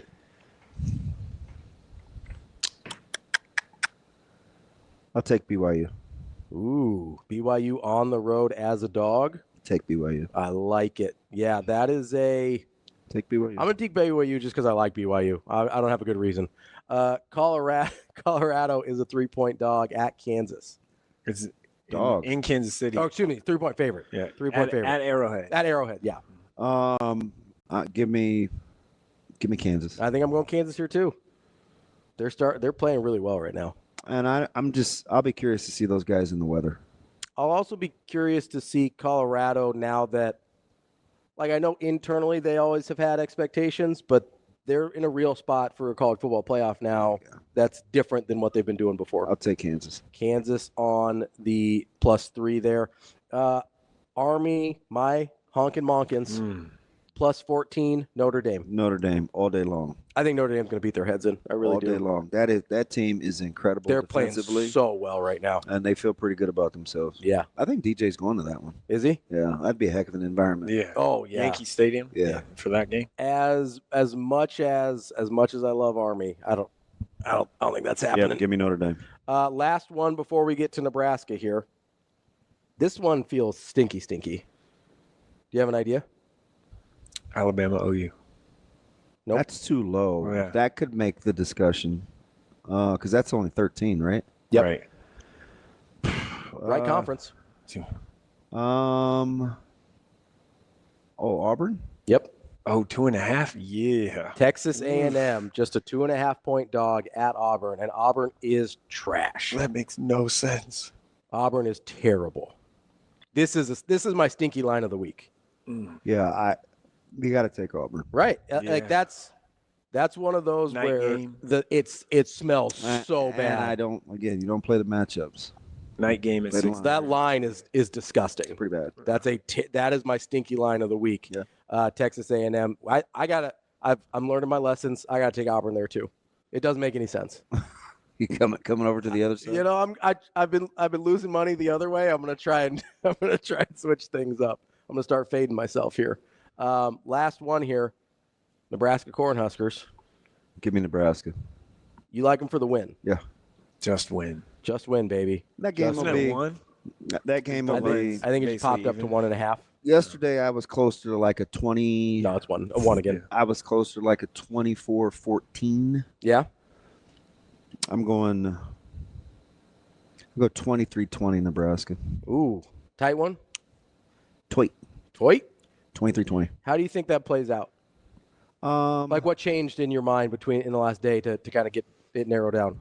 Health. Okay. Health. Without we learned no Tommy Hill yesterday. That doesn't bother me one bit. I'm just saying things that were said publicly and out loud, and just things that we know. Things that we know. I think I think Nebraska wins. I think they get bowl eligible.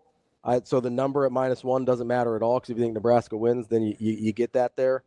I just think it's time. Yeah. I don't have a good reason. So I just think it's time. Also, Wisconsin doesn't scare me offensively at all. So if you'd asked me Monday or Tuesday, I would have said I didn't think this game. I thought Nebraska could win by double digits. Because if it was just about football, they would. Yeah. But what did we say? They're the better team. What did we say first thing this morning? If you make it about football, Nebraska's fine. You can replay this on Monday. They're the better team. I agree. I think Nebraska's better. Can they make it about football? Oh, we'll see. I'll take them. I'll take Nebraska as well. Nebraska. Sautter? Yeah. Just win. Figure out a way. Figure out a way to win. 7-6, 14. What's the 13, total? No matter. Total there's 42.5. Oh, that fits. Yeah. That's right in your 23-20 is right in your. Yeah. I mean, that's right in your Something like wheelhouse. that. Yeah. That's 21. Let's get it done. 17, whatever. That's Bet On It, brought to you by Warhorse Sportsbook. You want your lock today? Yeah, what's my lock? Take. No. It's in college basketball. Oh, Okay. I like the Ohio Bobcats. Again, Right, 7.5. big Ohio guy this week. Big Ohio guy. That's DB's lock of the day. What I've got, If you wanted to double it up, take San Jose State catching 7 in the hook. fighting Tim Miles. Yep. Uh, No football. no football. Fighting Kenny Niamata-Lolos. I didn't say that right, but I was close. Yeah. We'll be too. back with more Hurrdat Sports Radio.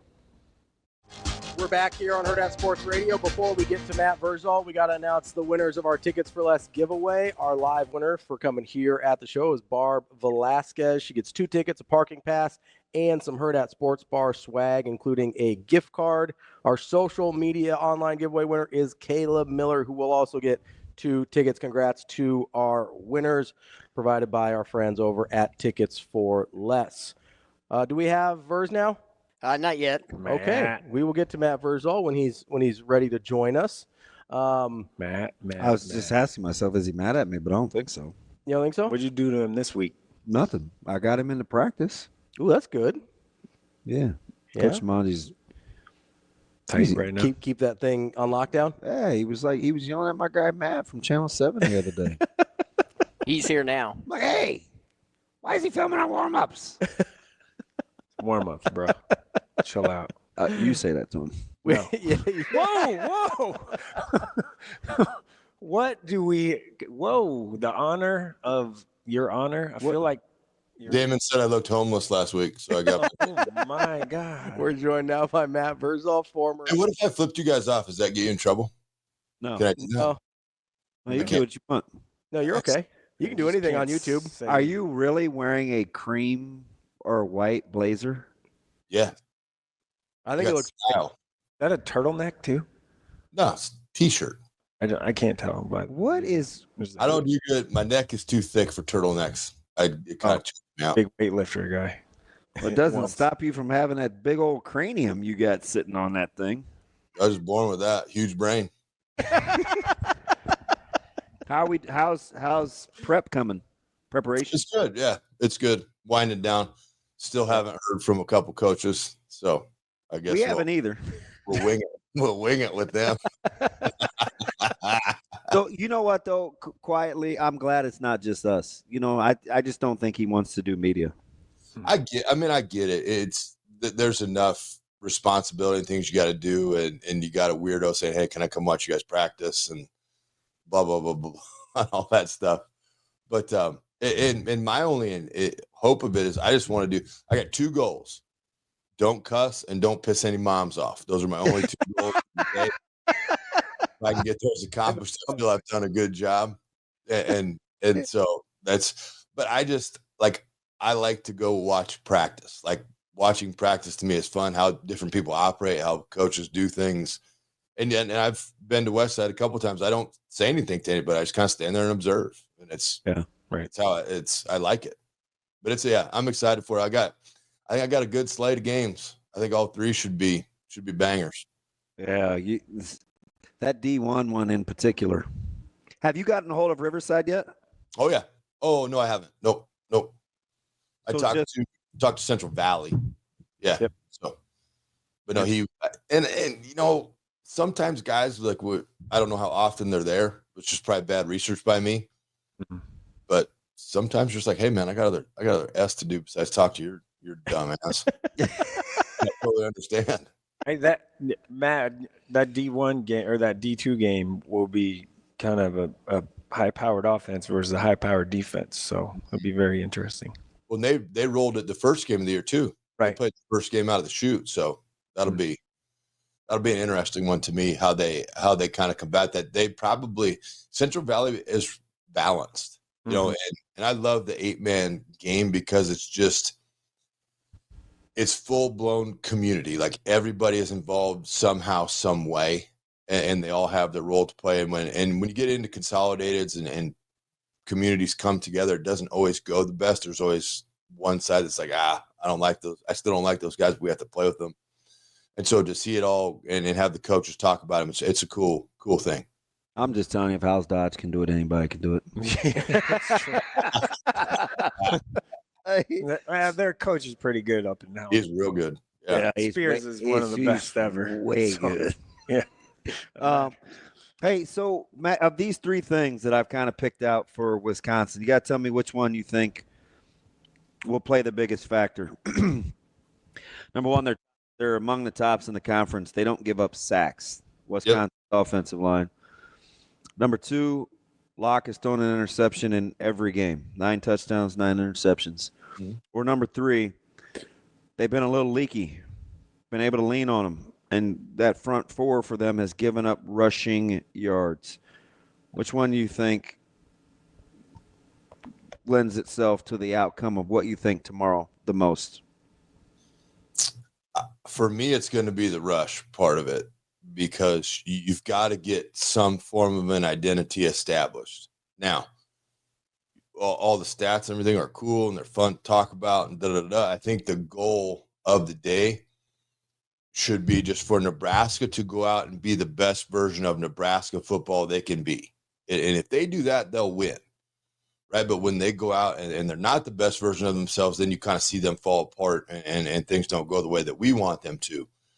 But I think with the psyche that I just kind of see from the outside of that team, the more they can just focus on what they need to do to be the best version of themselves, almost giving them like less to think about the opponent is going to be better. And I think it's going to help them quite a bit.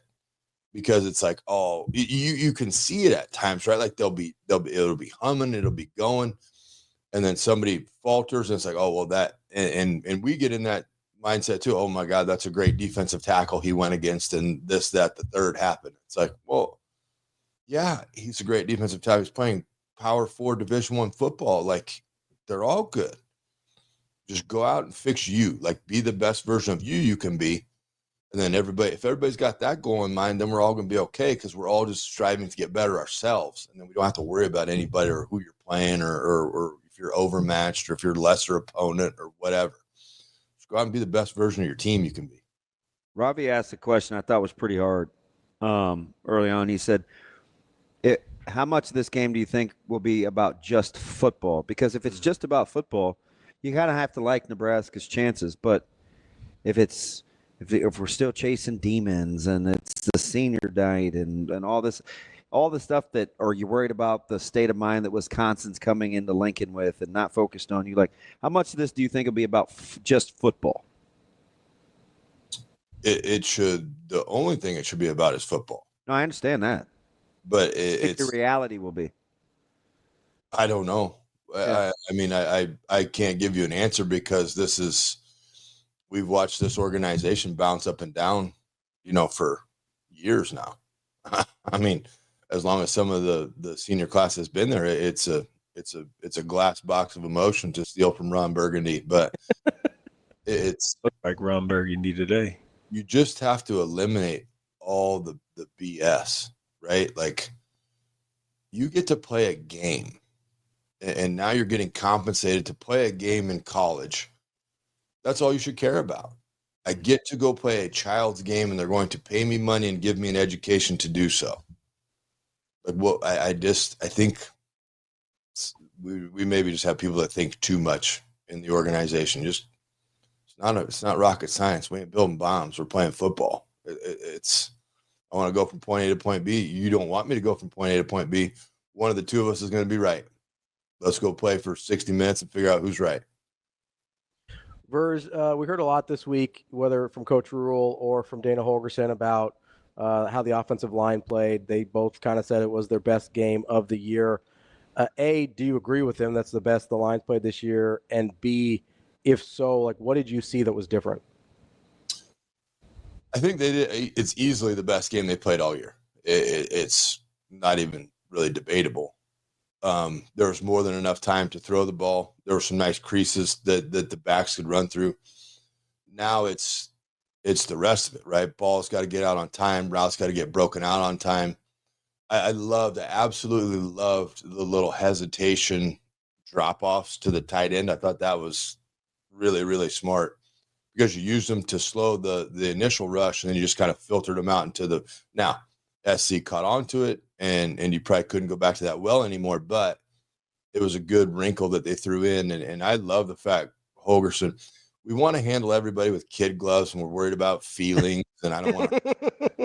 And just tell them how it is. You're too good of an athlete, and you're too good of a player to suck this bad at blocking. You're too good of a player, and you're too good of an athlete to suck at blocking on the perimeter. Like that's not a bad thing.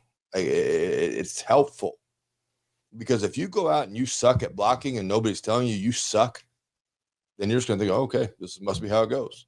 And then you just continue to not do things right. But when you have an authority figure that says you suck at this, you're bad, you should really work to get better at that, kids will take it to heart. Jergs and those guys, it was cut night last night for basketball, and that usually we host the coaches after that. They come in and drown their sorrows. And we're talking about it. One of the coaches said, well, you can't change this, that, the third. And I was like, beg to differ. I was like, I got a lot in here that where they're at now. I was like, I'm about to unleash them on the world. Like, they're ready to roll. But when they got here, they didn't know if they were going to make it. Like, we have a high expectation. If you screw up, you'll be told you screw it up. But you will also be told how you fix it. And then you fix it. And then I got a wide network. I can get you whatever industry you want to get into. But you got to learn how to work first. And you got to be able to take criticism. And you got to, man, I look good. And you got to, like, not go cry in the corner. Like, that's not how life works. That's Matt Vrzal, former Husker, owner of Pison's Pizzeria. Verz, we appreciate your time as always, and I think you look terrific. I'll wear a jacket every week for you, Damon, so you don't call me homeless again. That was very hurtful. I don't think you. Those were mean words. Oh, but you don't dress for me, so take it back. Those were mean words. I got my fit ready for tonight. I think you look great, Verz. I love a nice jacket. I know I look good, but you didn't need to call me homeless last week. You throw a vest on like I do, you look even better. Never wear a vest in my life. Verz, we appreciate it as always. All right, buddy. That is the show for today. Congrats to our winners as well for our Tickets for Less giveaway. We will be back on Monday, and cross our fingers, bowl eligible, maybe, question mark?